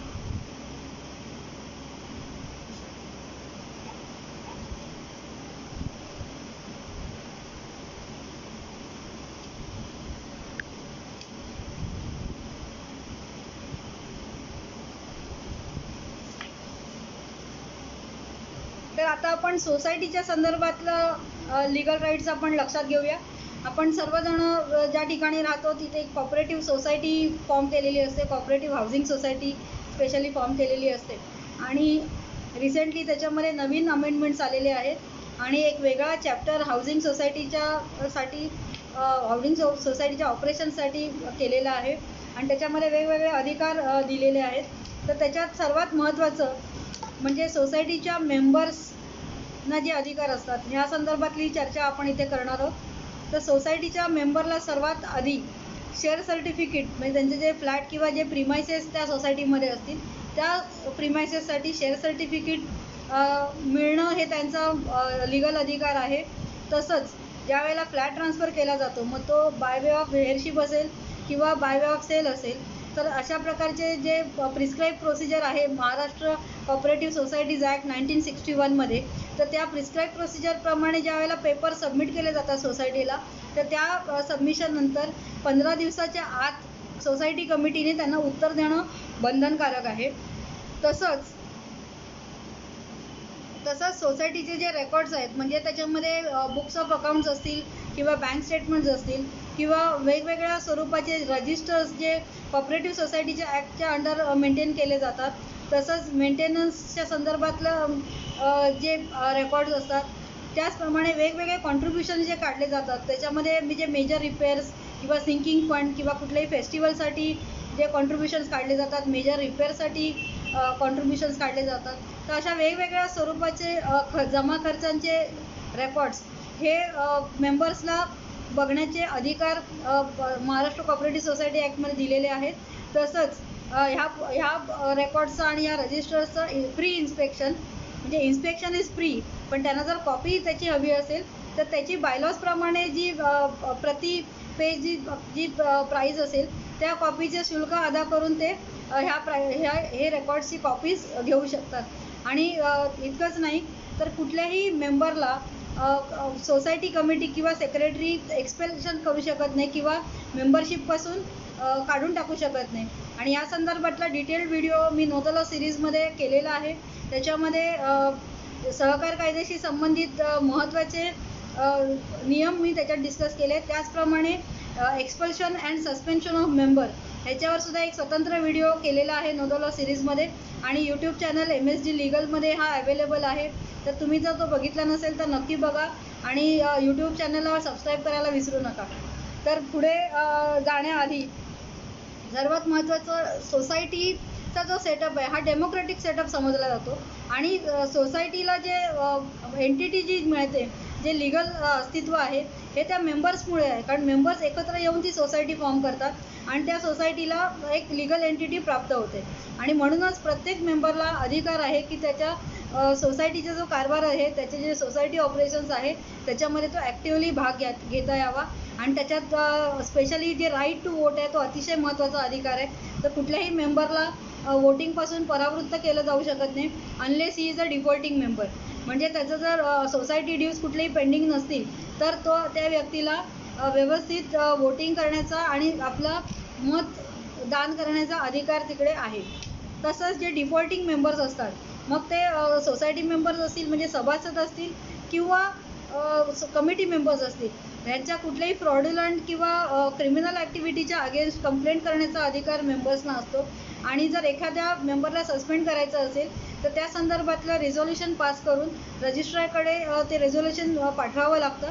आणि रजिस्ट्रारच्या परवानगीनंतरच हिअरिंग आणि सर्व झाल्यानंतर दोन्ही बाजूंचं म्हणणं ऐकल्यानंतर रजिस्ट्रार आपली कारवाई करत असतात आणि एखाद्या व्यक्तीला 5 वर्षासाठी सस्पेंड केलं जातं. इतकंच नाही तर दंडनीय कारवाईसुद्धा अशा डिफॉल्टिंग मेंबर्सवर करता येते. आणि सोसायटी रजिस्ट्रार हे त्याच्यातले ज्युडिशियल ऑफिसर असतात, त्यांना क्वाझी ज्युडिशियल ऑफिसर असं म्हणतात. कारण त्यांना जसं की एखादा कलेक्टर असतो तर त्या कलेक्टरला सिव्हिल जजचे पॉवर्स असतात, त्याचप्रमाणे सोसायटी रजिस्ट्रारलासुद्धा सिव्हिल जजच्या पॉवर्स असतात आणि ते क्वाझी ज्युडिशियल अथॉरिटी आहे. आणि म्हणूनच त्यांना दंडनीय कारवाई करण्याचे सुद्धा अधिकार रजिस्ट्रारना कॉपरेटिव्ह सोसायटी ॲक्टच्या अंतर्गत दिलेले आहेत. तर हे प्रामुख्याने सोसायटीच्या संदर्भातले अधिकार होते. आणि कुठल्याही फ्लॅटची खरेदी विक्री झाल्यानंतर जो फ्लॅट ट्रान्सफर होतो त्याच्यामध्ये 25,000हून अधिक रक्कम सोसायटीला कोणत्याही स्वरूपात घेता येत नाही. म्हणजे मॅक्झिमम जे ट्रान्सफर फी घेता येते कुठल्याही फ्लॅटसाठी ही 25,000 आहे. बरेचदा जुने फ्लॅट म्हणजे समजा 20, 25, 40 वर्ष जुने फ्लॅट आताच्या किमतीला विकले तर बराच मोठा फायदा हा इंडेक्स रेटप्रमाणे होत असतो. त्यामुळे बऱ्याच सोसायटीजमध्ये अधिकची रक्कम मागितली जाते आणि हे टोटली चुकीचं आहे आणि लिगली अवैध आहे. कुठल्याही फ्लॅट ट्रान्सफरमध्ये स्पेशली सेलच्या केसमध्ये 25,000पेक्षा अधिक रक्कम कुठलीही सोसायटी मागू शकत नाही. आणि जर अशा प्रकारची रक्कम मागितली असेल तर तो क्रिमिनल ऑफेन्स ठरतो आणि त्यासाठी महाराष्ट्र कॉपरेटिव्ह सोसायटी ॲक्ट अंतर्गत कंप्लेंट दाखल करता येते. तसंच आपल्या सर्वांनाच माहिती आहे डीम कन्व्हेन्स हा एक विशेष अंग आहे कुठल्याही कॉपरेटिव्ह सोसायटीमध्ये. आणि डीम कन्व्हेन्स केल्यानंतर जे सभासद असतात, जे सोसायटीचे सभासद असतात, त्यांना त्या सोसायटीच्या जागेची पूर्ण मालकी त्यांना मिळते. म्हणजेच कसं की जेव्हा एखादी व्यक्ती मेंबर असते तेव्हा त्या फ्लॅटची ती मेंबर असते, मात्र त्या सोसायटी ज्या जमिनीवर उभी असते त्याची मालकी ही बिल्डरकडे किंवा त्याच्या मूळ मालकाकडेच असते. म्हणून डीम कन्व्हेन्स केल्यानंतर त्यांना जे सोसायटीचे मेंबर्स असतात यांना सोसायटीची जमीन म्हणजे त्यांचे जो प्लॉट असतो ते प्लॉट प्लस त्यांचा जो रेसिडेन्शियल किंवा कमर्शियल प्रिमायसेस त्या सोसायटीत असतील त्यांची मालकी तिथे मिळते. ही सुद्धा महाराष्ट्र कोऑपरेटिव्ह सोसायटी ॲक्ट आणि जे इतर सोसायटी ॲक्ट आहेत जसं मोफा आहे ह्याच्या अंडर मेंबर्सचा हा अधिकार आहे. तर या संदर्भात तुमचे काही प्रश्न असतील तर जरूर सांगा. आणि काही नवीन लोक आपल्याला जॉईन झालेले Sushma Parsekar, Vibha Saramalkar, thank you so much for joining. आणि तुमच्या टाईमलाईन्सवर हे शेअर करा, अधिकाधिक लोकांना याच्यामध्ये आपण सामील करून घेऊया. आणि तुमचे काही प्रश्न असतील तर कॉमेंट्समध्ये नक्की सांगा, जेणेकरून ही चर्चा इंटरॅक्टिव्ह चर्चा होईल. आतापर्यंत आपण क्रिमिनल लॉज तसंच पोलिसांशी संबंधित जे अरेस्टशी निगडीत जे क्रिमिनल प्रोसिजर कोडची जे लॉज आहेत आणि आपले जे अधिकार आहेत त्या संदर्भात आपण चर्चा केली. तसंच वुमन अँड लॉ ह्या विषयावर आपण चर्चा केली आणि मॅरेज, लिव्ह इन रिलेशनशिप तसंच डिवोर्सच्या संदर्भातले जे लॉज आहेत आणि त्याच्याशी निगडीत जे लिगल अधिकार आहेत त्या संदर्भात आपण चर्चा केली. तर हे भाग अर्थातच पुढेसुद्धा फेसबुकवर आणि यूट्यूबवर अवेलेबल असणार आहेत. तर जर तुम्ही रिसेंटली जॉईन केलं असेल तर हा मागचा भाग तुम्ही जरूर बघा आणि अधिकाधिक लोकांबरोबर शेअर करा. तसंच तुम्हाला कुठले विशेष लिगल टॉपिकवर आपण चर्चा करून हवी असेल तर मला ह्या टॉपिकची सजेशन्स तुम्ही कॉमेंट्समध्ये देऊ शकता.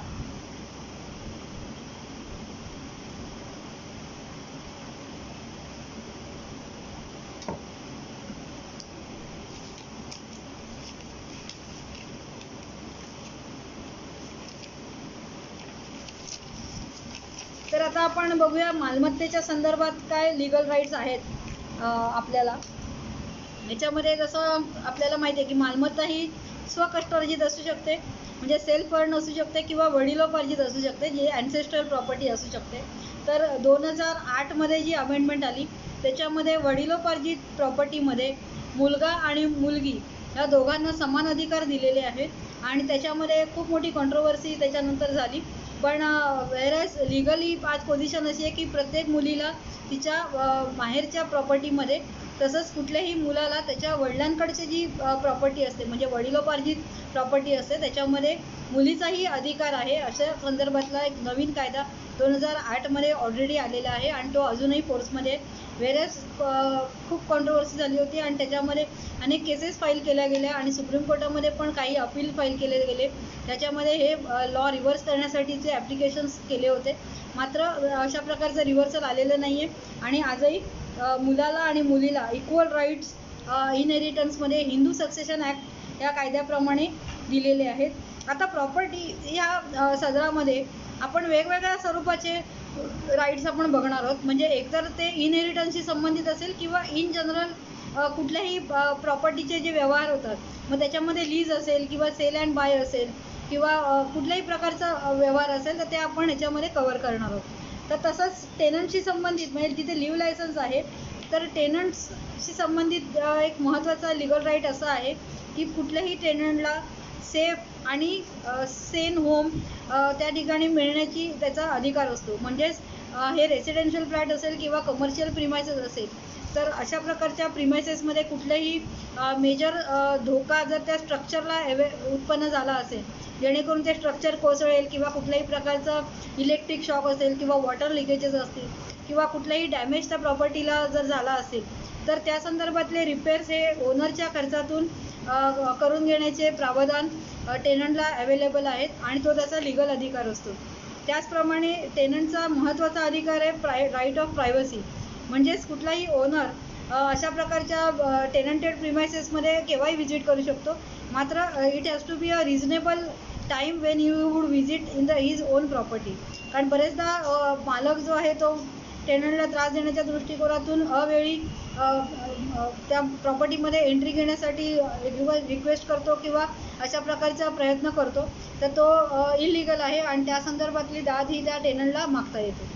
तसंच ओनरला सुद्धा राईट आहे की तो त्याची प्रॉपर्टी टेनंटकडनं पुन्हा प्राप्त करून घेईल. स्पेशली ज्या टेनंटकडनं भाडं आलेलं नाही आहे किंवा त्या मालकाला स्वतःच्या वैयक्तिक वापरासाठी जर त्या प्रॉपर्टीची आवश्यकता असेल तर तो मालक अशा प्रकारच्या भाडेकरूला एविक्शन करून, म्हणजे कोर्टाकडनं या ऑर्डर्स घ्यायला लागतात त्याला, आणि या एविक्शनच्या ऑर्डर्स घेऊन तो ती प्रॉपर्टी पुन्हा त्याचे पोझिशन मिळवू शकतो. त्यानंतर जसं मी सांगितलं की आपण वेगवेगळ्या व्यवहारांच्या संदर्भात आपण ही चर्चा करणार आहोत. तर प्रॉपर्टीच्या संदर्भामध्ये प्रमुख जो व्यवहार होतो तो सेल परचेसचा व्यवहार असतो, आणि त्याच्यामध्ये कुठल्याही बायरला त्या प्रॉपर्टीचे जे मूळ कागद असतात, म्हणजे जे चेन ऑफ डॉक्युमेंट्स ज्याला म्हणतो आपण, की एकाने दुसऱ्याला विकलं, दुसऱ्याने तिसऱ्याला विकलं, तर तिसऱ्याने चौथ्याला जर विकत असेल तर त्या चौथ्या व्यक्तीला पहिल्या तीनही माणसांचे जे हँडओव्हर ऑफ डॉक्युमेंट्स झालेले आहेत तर ते डॉक्युमेंट्स मिळण्याचा, म्हणजे मूळ कॉपीज त्याच्या मिळण्याचा अधिकार असतो. इतकंच नाही तर त्या ज्या प्रॉपर्टीचा व्यवहार होत असतो त्याच्यामध्ये जे गव्हर्नमेंट टॅक्सेस असतील किंवा त्या प्रॉपर्टीच्या संदर्भात जे खर्च असतात, किंवा एखादा लोन घेतलेलं असेल मालकानी, किंवा ते जर तारण म्हणून कुठे ठेवलं असेल, किंवा जामीनदार म्हणून जर ती प्रॉपर्टी कुठल्या कोर्टाकडे जप्त केली असेल, तर ह्या प्रकारचे सर्व चार्जेस सोडवण्याची जबाबदारी ही मालकाची असते. आणि जो व्यक्ती ही प्रॉपर्टी विकत घेत असतो त्याला ही टोटली लिएन फ्री किंवा चार्ज फ्री प्रॉपर्टी मिळणं हा त्याचा अधिकार असतो. आणि त्या संदर्भातलं इन्स्पेक्शन तो कुठल्याही जाणकार वकिलाकडनं करून घेऊ शकतो. आणि इनफॅक्ट त्यांनी ते केलंच पाहिजे, कारण का प्रॉपर्टीच्या व्यवहारामध्ये स्पेशली शहरांमध्ये ज्या प्रॉपर्टीचे व्यवहार होतात त्याच्यामध्ये जी कॉस्ट इन्वॉल्ड असते ती खूप मोठी असते. आणि त्याचबरोबर जे स्टॅम्प ड्युटी किंवा रजिस्ट्रेशनशी निगडीत जे खर्च असतात हे सुद्धा सबस्टन्शियल खर्च असतात. आणि म्हणूनच कुठलेही कायदेशीर व्यवहार करत असताना प्रॉपर्टीचं व्हेरिफिकेशन हे जाणकार तज्ज्ञाकडनं किंवा वकिलाकडनं करून घेणं हे श्रेयस्कर असतं, जेणेकरून त्याला कुठली लिगल रिस्क पुढे राहत नाही. तसंच जर बनावटी कागदपत्र असतील किंवा खोटी कागदपत्र असतील, त्याच्यामध्ये चुकीचे रेकॉर्ड्स जर लावलेले असतील तर त्या संदर्भातलं सुद्धा संरक्षण त्या बायरला बिफोर द डील हॅपन्स त्याला ती मिळत असते. आणि नंतर कोर्ट कचेरीमध्ये वेळ आणि पैसे दोन्ही खर्च करण्यापेक्षा इन्स्पेक्शन करून घेणं किंवा त्याचा डिटेल्ड ॲनालिसिस करणं, टायटल व्हेरिफिकेशन करणं हे अतिशय गरजेचं असतं. आणि बायरला, म्हणजे इवन जर प्रॉस्पेक्टिव्ह बायर असतो ज्यांनी टोकन दिलेला आहे मालकाला कुठल्याही प्रॉपर्टीचा व्यवहार करत असताना, तर त्यालासुद्धा हा अधिकार आहे की तो मालकाकडनं त्या जागेचे पेपर्स घेऊन त्याच्या संदर्भातलं क्रॉस व्हेरिफिकेशन करून घेईल. तर हे मालमत्तेसंदर्भातले अधिकार होते. तर तुम्हाला जर याच्यात काही स्पेसिफिक प्रश्न असतील तर आपण जरूर विचारा.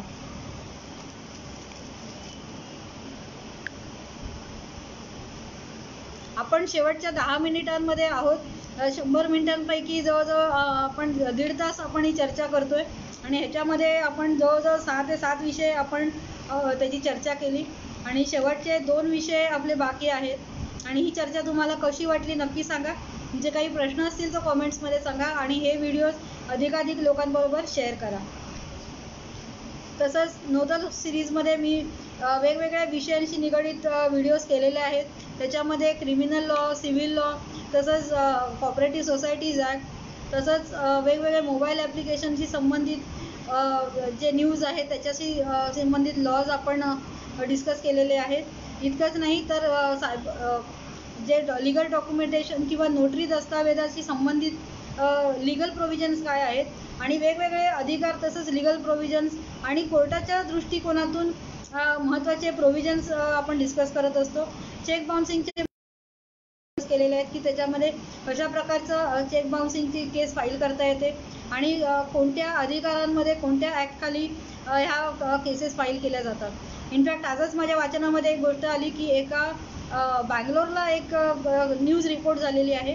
त्याच्यामध्ये त्यांनी कोर्टाकडे मागणी केलेली आहे की चेक बाउन्सिंगचे जे केस आहेत ह्या ज्या आता क्रिमिनल केस कन्सिडर केल्या जातात तर त्याला डिक्रिमिनलाइज करावं, आणि या सिव्हिल केसेसमध्ये घडण्यात याव्यात, आणि त्या सिव्हिल प्रोसिजरप्रमाणे चालवण्यात याव्या. तर आता पुढच्या विषयाकडे आपण जाऊया, आणि पुढचा विषय आहे महाराष्ट्र रेरा. जो आपल्याला माहिती आहे की रेरा कायदा 2017मध्ये भारतामध्ये आला, आणि स्पेशली फॉरेन डायरेक्ट इन्व्हेस्टमेंट ही रिअल इस्टेट सेक्टरमध्ये होण्याच्या दृष्टिकोनातून हा कायदा करण्यात आला होता. आणि त्या अगोदर जे वेगवेगळे मशरूम बिल्डर्स आहेत किंवा जे फ्रॉड्युलंट बिल्डर्स आहेत जे लोकांकडनं ॲडव्हान्स पैसे घ्यायचे किंवा टोकन मनी घेतल्यानंतर तो प्रोजेक्ट इनकम्प्लीट असायचा किंवा त्या बिल्डरला अटक झाली किंवा तो जर बँकरप्ट झाला, इन्सॉल्वंट म्हणून डिक्लेअर झाला, तर त्या बिल्डरचे जे प्रोजेक्ट्स आहेत हे पुढे कंटिन्यू होत नसत आणि लोकांचे पैसे त्याच्यामध्ये अडकून पडत होते. इतकंच नाही तर त्याच्यामुळे पुढे कुठलीही त्यांना रिलीफ मिळत नव्हता. तर या सगळ्यांचं रेग्युलेशन करण्यासाठी म्हणून महाराष्ट्र रेरा म्हणजे रेरा कायद्याची मुळात निर्मिती करण्यात आली आणि मी अतिशय प्रथितयश बिल्डरसाठी ही रेरा ॲक्टची ट्रेनिंग घेतली होती कॉर्पोरेट ऑफिसला त्यांच्या आणि त्याच्या संदर्भातला सुद्धा व्हिडिओ हा माझ्या यूट्यूब चॅनलला अवेलेबल आहे. इनफॅक्ट महाराष्ट्र रेरा येण्याच्या आधी म्हणजे महाराष्ट्र रेरा मे 2017 लागू झाला, 1 मे 2017 आणि आम्ही एप्रिलमध्ये ही ट्रेनिंग घेतली होती. जी सेंट्रल ॲक्ट जो आहे रेरा ॲक्ट त्याच्यामध्ये आम्ही ही ट्रेनिंग घेतली होती. तर त्या संदर्भातला डिटेल व्हिडिओसुद्धा यूट्यूब चॅनलवर अवेलेबल आहे. तर महाराष्ट्र रेरा कायद्यामध्ये प्रामुख्याने जी घरांच्या संदर्भातली खरेदी विक्री होते तर त्या बायर्सला अतिशय वाईड अधिकार दिलेले आहेत आणि खूप इम्पॉर्टंट लीगल प्रोटेक्शन त्यांना मिळालेलं आहे. कारण घराच्या व्यवहारामध्ये जी अमाऊंट इन्वॉल्ड असते ती खूप मोठी असते. स्पेशली जे लोन घेऊन जी लोक प्रॉपर्टी घेतात त्यांच्यासाठी ही लाँग टर्म लायबिलिटी असते आणि बरेचदा ही लाँग टर्म इंटरेस्ट रेट त्यांना द्यावा लागतो आणि म्हणूनच त्यांच्या सुरक्षिततेसाठी महाराष्ट्रामध्ये महाराष्ट्र रेरा ॲक्ट 2016 याची निर्मिती करण्यात आली, ज्याच्यामध्ये प्रामुख्याने रेरा ऑथॉरिटीची निर्मिती करण्यात आली, ज्याच्यामध्ये या बिल्डर्सच्या अगेन्स्ट कंप्लेंट्स फाईल करता येतात. त्या संदर्भातले प्रोव्हिजन्स महारेरा कायद्यामध्ये दिलेले आहेत. तसंच सर्वात महत्त्वाचा आणि पहिला अधिकार महारेरामध्ये असा आहे की ज्या प्रोजेक्टमध्ये एखाद्या व्यक्तीला फ्लॅट विकत घ्यायचा असेल तर त्या प्रोजेक्टची रजिस्ट्रेशन हे महारेराकडे करण्यात यावं आणि त्या महारेरा साईटवर त्याची पूर्ण माहिती ही डिटेलमध्ये अवेलेबल असते आणि ही कंपल्सरीली प्रत्येक बिल्डरला द्यावी लागते. त्याच्यामध्ये त्या प्रोजेक्टचा लेआउट, त्या प्रोजेक्टचं जे सँक्शन असतं, तसंच वेगवेगळ्या परमिशन्स जे वेगवेगळ्या डिपार्टमेंटकडनं लागतात त्या सगळ्या परमिशन्सचे दाखलेसुद्धा महारेराच्या वेबसाईटवर अवेलेबल असतात. तसंच त्या प्रोजेक्टची काय कॉस्ट आहे, जो कार्पेट एरिया आहे तो सुद्धा डिफाईन केलेला आहे. तो स्टँडर्ड कार्पेट एरिया आणि स्टँडर्ड कार्पेट रेट हा बिल्डरला लावायचा आहे. कुठल्याही याला असं नाही की एकाला 12,000ने दिलं तर एकाला 20,000ने दिलं. तर त्याच्यासाठी रेग्युलराईज करण्यासाठी मुळात त्यांनी कार्पेट एरियाची डेफिनेशन अतिशय स्ट्रिक्ट केली. त्याच्यानंतर कार्पेट एरियाचा जो रेट जो अप्लाय करतात ॲग्रीमेंटमध्ये त्याच्याशी संबंधित त्यांनी ट्रान्सपरन्सी आणली. तर हे सगळं डिस्क्लोजर हे महारेराच्या वेबसाईटवर द्यावे लागतात. त्यानंतर ह्या प्रोजेक्टमध्ये कोण मालक आहे, त्याच्यानंतर जे बिल्डर्स आहेत त्यांचे सर्व प्रमोटर्स, तसंच जे कमिशन एजंट असतात हे सुद्धा रेरामध्ये रजिस्टर्ड एजंट असणं अतिशय गरजेचं असतं आणि जे रेरा रजिस्टर्ड एजंट असतील तेच फक्त अशा प्रकारचे फ्लॅट्स मध्ये डीलिंग करू शकतात, म्हणजे विकत घेऊ शकतात किंवा विकू शकतात. त्यानंतर जो बिल्डर जो सँक्शन प्लॅन कुठल्याही खरेदीदाराला दाखवत असतो तर त्या सँक्शनप्रमाणे किंवा त्या लेआउटप्रमाणे जर फायनल फ्लॅट झालेला नसेल, म्हणजेच त्या सँक्शन फ्लॅटमध्ये आणि ॲक्च्युअल फ्लॅटमध्ये जर काही मिसमॅच असेल तर जो बायर असेल, फ्लॅट बायर, त्याला कॉम्पन्सेशन मागण्याचे अधिकार महारेरामध्ये दिलेले आहेत. तसंच कुठल्याही कन्स्ट्रक्शनमध्ये 5 वर्षापर्यंत जर काही मटेरियल डिफेक्ट असेल, म्हणजे बऱ्याच ठिकाणी लिकेजेस असतं किंवा फॉल्टी कन्स्ट्रक्शन असतं, तसंच चीप क्वालिटीचं कन्स्ट्रक्शन असतं किंवा आतमध्ये ज्या इलेक्ट्रिक फिटिंग्स असतात, वॉटर फिटिंग्स असतात त्याच्यामध्ये सुद्धा क्वालिटी योग्य नसते. तर या संदर्भातला सुद्धा कॉम्पन्सेशन मागण्याचे अधिकार हे महारेराच्या अंडर ग्राहकाला दिलेले आहेत आणि त्याच्यामध्ये विदिन 5 इयर्सचं कुठला मटेरियल स्ट्रक्चरल डिफेक्ट असेल तर या संदर्भातलं कॉम्पन्सेशन हे महारेराकडे मागता येतं. इतकंच नाही तर रिफंड आणि त्याच्या संदर्भातलं व्याज म्हणजे व्याजासहित रिफंड मागण्याचा अधिकार हा फ्लॅट बायर्सला दिलेला आहे आणि त्याच्यासाठी जो प्रचलित इंटरेस्ट रेट असतो स्टेट बँक ऑफ इंडियाचा तो त्याला बेसिस मानला गेलेला आहे आणि कुठलाही रिफंड घेताना त्याच्यामध्ये रिफंड व्हॅल्यू म्हणजे compensation along with Pinal interest as per the state bank of India जे प्रचलित इंटरेस्ट असेल, प्रिव्हेलिंग इंटरेस्ट चालू दर असेल त्याच्याप्रमाणे त्या ग्राहकाला मिळतो. जो अतिशय महत्त्वाचा अधिकार आहे कारण त्याच्यामध्ये खूप त्याला कमर्शियली तो लायबल ठरतो. आणि इतकंच नाही तर बाहेरचं जे आर्थिक नुकसान होतं त्यापासून त्याला महारेरामध्ये संरक्षण मिळालेलं आहे. आणि महारेरामध्ये कंप्लेंट दाखल केल्यानंतर 90 दिवसाच्या आतमध्ये त्याचं निकाल लागणं अपेक्षित आहे. आणि त्याच्यामध्ये कुठलंही एक्सटेन्शन जर असेल तर त्याचंसुद्धा कारण बिल्डरला द्यावं लागतं. जी डिलिव्हरी डेट बिल्डरने दिलेली असते त्याच्यामध्ये जर तो अनावश्यक एक्सटेन्शन घेत असेल तर त्याच्यासाठी पण कॉम्पन्सेशन फ्लॅट बायर्सना देण्याचे अधिकार हे महारेरामध्ये दिलेले आहेत. पुढे जाण्याआधी थोडं कॉमेंट्स बघूयात. वनाली, उत्तरा आणि Manisha, thank you so much join केल्याबद्दल. आणि तुमच्या टाईमलाईन्सवर हे व्हिडिओ शेअर करा आणि काही प्रश्न असतील तर जरूर विचारा.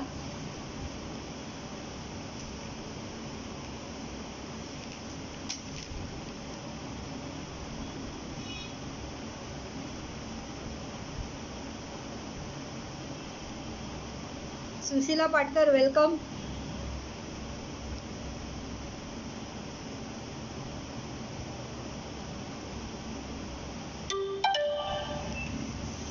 तर आपण शेवटच्या 5 मिनिटामध्ये आहोत आणि चर्चा आपण जे माझे 9 ते 10 टॉपिक्स आहेत ते आपण पुढच्या 5 मिनिटामध्ये चर्चा माझी वाइंड अप होणार आहे. तर तुमचे काही प्रश्न असतील तर मला नक्की सांगा. तर स्वतंत्र भारताचे नागरिक म्हणून आपल्याला संविधानिक पण काही अधिकार दिलेले आहेत. जो सगळ्यांचा आवडता राईट आहे, right to freedom of speech and expression, जो सगळ्यांचा आवडता राईट आहे आणि हा मूलभूत अधिकारांपैकी एक आहे. तसंच लहान मुलांना म्हणजे जे 8 वर्षापर्यंतची जी मुलं आहेत त्या 8 वर्षापर्यंत 10वी पर्यंतच्या अगोदरची म्हणजे प्रायमरी एज्युकेशन जी मुलं घेत असतील तर त्या मुलांना राईट टू एज्युकेशन आणि फ्री एज्युकेशनचा संविधानिक अधिकार आहे.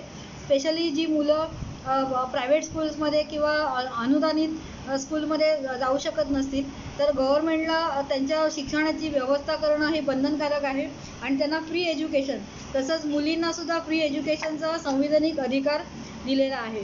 तसंच संविधानामध्ये राईट ऑफ स्पीडी ट्रायल आणि राईट ऑफ फेअर ट्रायल म्हणजे एकतर कुठलाही अनावश्यक विलंब टाळणे आणि दुसरं म्हणजे फेअर ट्रायल म्हणजे त्याच्यामध्ये जसं मी मगाशी सांगितलं की प्रत्येक व्यक्तीला त्याच्या अगेन्स्ट जे पुरावे किंवा जे विटनेसेसचे स्टेटमेंट दाखल केले जातात मग ते क्रिमिनल ट्रायलमध्ये असतील किंवा कुठल्याही सिव्हिल खटल्यामध्ये असतील तर त्याच्यामध्ये त्याला क्रॉस एक्झामिन करण्याचा अधिकार आणि त्याच्या कॉपीज फ्री ऑफ कॉस्ट त्या व्यक्तीला मिळण्याचा अधिकार त्याच्यामध्ये दिलेला आहे. त्यानंतर राईट टू बी हर्ड म्हणजे ज्या व्यक्तीवर कुठल्याही स्वरूपाचे आरोप ज्या वेळेला केले जातात म्हणजे ते कोर्टामध्ये असतील किंवा कुठल्याही लिखित स्वरूपात असेल तर त्याच्यामध्ये त्याला राईट टू बी हर्ड म्हणजे त्या व्यक्तीला आपली बाजू मांडण्याची संधी ही कोर्टाने देणं हे बंधनकारक आहे. आणि कोर्टानेच नाही तर जसं मी मगाशी सांगितलं उदाहरण की सोसायटी रजिस्ट्रार आहेत फॉर एक्झाम्पल किंवा कलेक्टर आहेत किंवा वेगवेगळ्या प्रकारचे अधिकारी आहेत जे वेगवेगळ्या स्वरूपाचे निर्णय देत असतात तर त्या संदर्भात जेव्हा हिअरिंग घेतलं जातं तर त्या हिअरिंगमध्ये दोन्ही बाजू ऐकून घेणं त्यांना बंधनकारक आहे. आणि जो आरोपी त्याच्यामध्ये स्पेशली असतो किंवा ज्या व्यक्तीचं प्रॉपर्टी तिथे पणाला लागलेली असते तर त्या व्यक्तीचं म्हणणं ऐकून घेणं आणि त्याला लिगली करेक्ट रिप्रेझेंटेशन देणं तसंच त्याच्या चॉईसचा वकील त्यांनी करणं हे त्याचा मूलभूत अधिकार आहे आणि हे सुद्धा आपल्याला माहीत असणं गरजेचं आहे. तसंच कुठल्याही व्यक्तीला जेव्हा तो साक्षीदार म्हणून एखाद्या कोर्टामध्ये जातो मग ते सिव्हिल मॅटरसाठी असेल किंवा क्रिमिनल मॅटरसाठी असेल तर अशा प्रकारच्या ट्रायलमध्ये त्याला स्वतःच्या अगेन्स्ट कुठलंही स्टेटमेंट देणं हे गरजेचं नसतं. म्हणजेच कुठलंही स्टेटमेंट जे इन्क्रिमिनेटिंग आहे म्हणजे त्याला स्वतःला त्याच्यामध्ये क्रिमिनल लायबिलिटी येईल अशा प्रकारचं स्टेटमेंट देणं त्यांनी गरजेचं नसतं. इनफॅक्ट राईट टू सायलेन्स हा अधिकार वापरून त्या विषयाचं किंवा त्या प्रश्नाचं उत्तर तो टाळू शकतो किंवा तो द्यायला नकार देऊ शकतो. तर हा सुद्धा एक अतिशय महत्त्वाचा राईट कुठल्याही व्यक्तीला क्रिमिनल ट्रायलमध्ये आहे किंवा कुठल्याही ट्रायलमध्ये आहे फॉर दॅट मॅटर. आणि स्वतंत्र भारताचे नागरिक म्हणून प्रत्येक व्यक्तीला देशाच्या डेमोक्रॅटिक तंत्रामध्ये किंवा कुठल्याही म्हणजे इलेक्शन असेल किंवा इतर कुठल्याही डेमोक्रॅटिक ॲक्टिव्हिटी असेल त्याच्यामध्ये भाग घेण्याचा अधिकार आहे आणि त्याचं वैयक्तिक मत देण्याचा अधिकार आहे. तसंच आपल्याला माहिती आहे की स्पेसिफिक रिलिजन आणि स्पेसिफिक जे रिझर्व्ड कॅटेगरीज आहेत SC ST समाज आहे फॉर एक्झाम्पल त्यांना जे राखीव हे दिलेलं आहे, त्यांचे जे रिझर्वेशन दिलेले आहेत त्याचंसुद्धा संविधानिक अधिकार त्यांना दिलेले आहेत. आणि ह्याचं प्रमुख कारण असं आहे की त्यांना जे योग्य रिप्रेझेंटेशन मिळाल्यानंतर डेमोक्रॅटिक सेटअपमध्ये किंवा भारताच्या इकॉनॉमीमध्ये प्रत्येक घटकाचा समावेश असावा आणि त्याचा ॲक्टिव्ह पार्टिसिपेशन असावं या दृष्टिकोनातून हे अधिकार दिलेले आहेत. अर्थातच आपल्याला माहिती आहे की जेव्हा अधिकार जिथे असतात त्यावेळेला तिथे त्याचा दुरुपयोगसुद्धा बरेचदा होताना दिसतो. मात्र म्हणूनच आपल्याला आपले कायदेशीर अधिकार माहीत असणं गरजेचं असतं आणि लिगल अवेअरनेस करण्याच्या दृष्टिकोनातूनच आम्ही असे हे कार्यक्रम वेळोवेळी करत असतो, जेणेकरून आपल्याला बेसिक जे लिगल राईट्स आहेत त्याचा आपल्याला माहिती व्हावी. तसंच संविधानाप्रमाणे same job and same salary, तसंच इक्वॅलिटी म्हणजे इक्वल बिफोर लॉ आणि इक्वल ट्रीटमेंट बिफोर लॉ हे दोन्ही महत्त्वाचे राईट टू इक्वॅलिटीची संदर्भात हक्क दिलेले आहेत. तसंच जेंडर इक्वॅलिटीमध्ये एखादी व्यक्तीमध्ये स्त्री असेल किंवा पुरुष असेल त्याला कुठलीही ऑपॉर्च्युनिटीच्या समान संधी असाव्यात अशा प्रकारचे अधिकार दिलेले आहेत. म्हणजे निवड एखादी व्यक्ती स्त्री आहे म्हणून तिला अधिक संधी आहेत किंवा तिला कमी संधी आहेत असं न होता प्रत्येक जेंडरच्या आणि प्रत्येक कास्ट आणि क्रीड किंवा धर्माच्या लोकांना इक्वल संधी कुठल्याही स्वरूपाच्या, मग त्या आर्थिक असतील किंवा व्यापारी याच्यामध्ये असतील किंवा शिक्षणाच्या क्षेत्रामध्ये असेल, इक्वल संधी ही अशा सर्व व्यक्तींना मिळावी हे त्यांचा मूलभूत अधिकार दिलेला आहे. आणि लिगल प्रॅक्टिसच्या संदर्भात महत्त्वाचा लिगल अधिकार म्हणजे फ्री लिगल एड, जो नॅशनल लिगल सर्व्हिसेस ॲक्टच्या अंडर फ्री लिगल एड ही कुठल्याही व्यक्तीला मागता येते आणि सरकारतर्फे ही लिगल मदत केली जाते. इनफॅक्ट मी स्वतःसुद्धा महाराष्ट्र राज्याच्या लिगल एड कमिटीमध्ये काही वर्ष पॅनलिस्ट म्हणून काम केलेलं आहे. तर त्याच्यामध्ये सरकारी डिपार्टमेंटतर्फे हे मॅटर्स आमच्याकडे येतात आणि त्या लोकांना ज्यांना वैयक्तिक किंवा प्रोफेशनल वकील ज्यांना अफोर्ड करता येत नाही किंवा त्यांना कुठल्याही कारणास्तव सरकारी वकील हवा असेल तर त्यांना त्याच्या स्वरूपाचं फ्री लिगल एड हे गव्हर्नमेंटकडनं अरेंज केलेलं असतं. सो मला खात्री आहे आजचा भाग तुम्हाला अतिशय इन्फॉर्मेटिव्ह वाटला असेल आणि 100 मिनिटात 100 लिगल राईट्स डिस्कस करणं हे ॲक्च्युली एक चॅलेंज आहे, कारण खूप वाईड टॉपिक्स आपण याच्यामध्ये घेतले होते आणि इंडिव्हिज्युअल टॉपिक्सवर 1-2 तासाचे एपिसोड्स आपण करू शकतो आणि ही अतिशय इंटरॅक्टिव्ह आणि उद्बोधक चर्चा होऊ शकते. मात्र आजच्या पहिल्या FB लाईव्हमध्ये 100 मिनिटाचं मॅरेथॉन करावा असं माझं मत होतं, जेणेकरून एक ओव्हरव्ह्यू आपल्याला मिळेल आणि वेगवेगळ्या विषयाची माहिती एकाच प्लॅटफॉर्मवर आपल्याला एकाच व्हिडिओच्या माध्यमातून देता येईल असं मला वाटत होतं. तर तुम्हाला हे प्रयत्न आमचा कसा वाटला नक्की सांगा आणि जसं मी सांगितलं यूट्यूब चॅनलला सबस्क्राईब करायला विसरू नका. तसंच हा भागसुद्धा फेसबुकवरसुद्धा नंतरही उपलब्ध असणार आहे.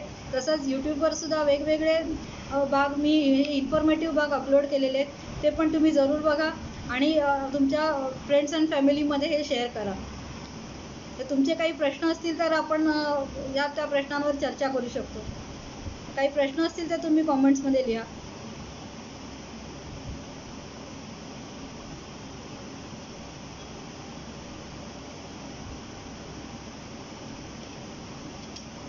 आणि तुम्ही सर्वांनी या चर्चेमध्ये भाग घेतला आणि ही चर्चा बघितली त्याबद्दल मी तुमचे धन्यवाद करते. आणि हे जेवढे लाईक्स याला मिळालेले तेही खरं तर मला त्याच्यापासून प्रोत्साहन आणि स्फूर्ती मिळतं, जेणेकरून पुढील भागामध्ये आपण त्याचा विचार करू शकतो आणि असे अधिकाधिक कार्यक्रम आपण घेऊ शकतो. तर मला नक्कीच आवडेल, पण तुम्ही तुमच्याकडनं काही सजेशन्स असतील टॉपिकच्या संदर्भामध्ये तर तुम्ही मला कळवू शकता. तसंच आमचा व्हॉट्सॲप ग्रुपसुद्धा आहे, ज्याच्यामध्ये आम्ही डेली लिगल न्यूज आणि लिगल अपडेट सर्क्युलेट करतो आणि फेसबुकवरसुद्धा MSD लिगल पेजवर आम्ही हे अपडेट सर्क्युलेट करत असतो. तर या पेजलासुद्धा तुम्ही जॉईन करा. तसंच जर व्हॉट्सॲपवर तुम्हाला मला संपर्क करायचा असेल तर तो नंबरसुद्धा इकडे लिंकमध्ये दिलेला आहे, तर त्याच्यामध्ये तुम्ही पण मला संपर्क करू शकता. तर आपण आजची चर्चा इथे कन्क्लूड करूया आणि मी पुन्हा एकदा तुम्हा सर्वांना धन्यवाद देते आणि तुम्ही सर्वांनी पार्टिसिपेट केल्याबद्दल आणि वेळ काढून ही चर्चा ऐकल्याबद्दल तुमचं खूप खूप धन्यवाद. आणि आपण पुन्हा एकदा पुढच्या अशाच उद्बोधक कार्यक्रमामध्ये भेटू अशी मी तुमची आशा करते. Thank you so much. Jai Hind, Jai Maharashtra.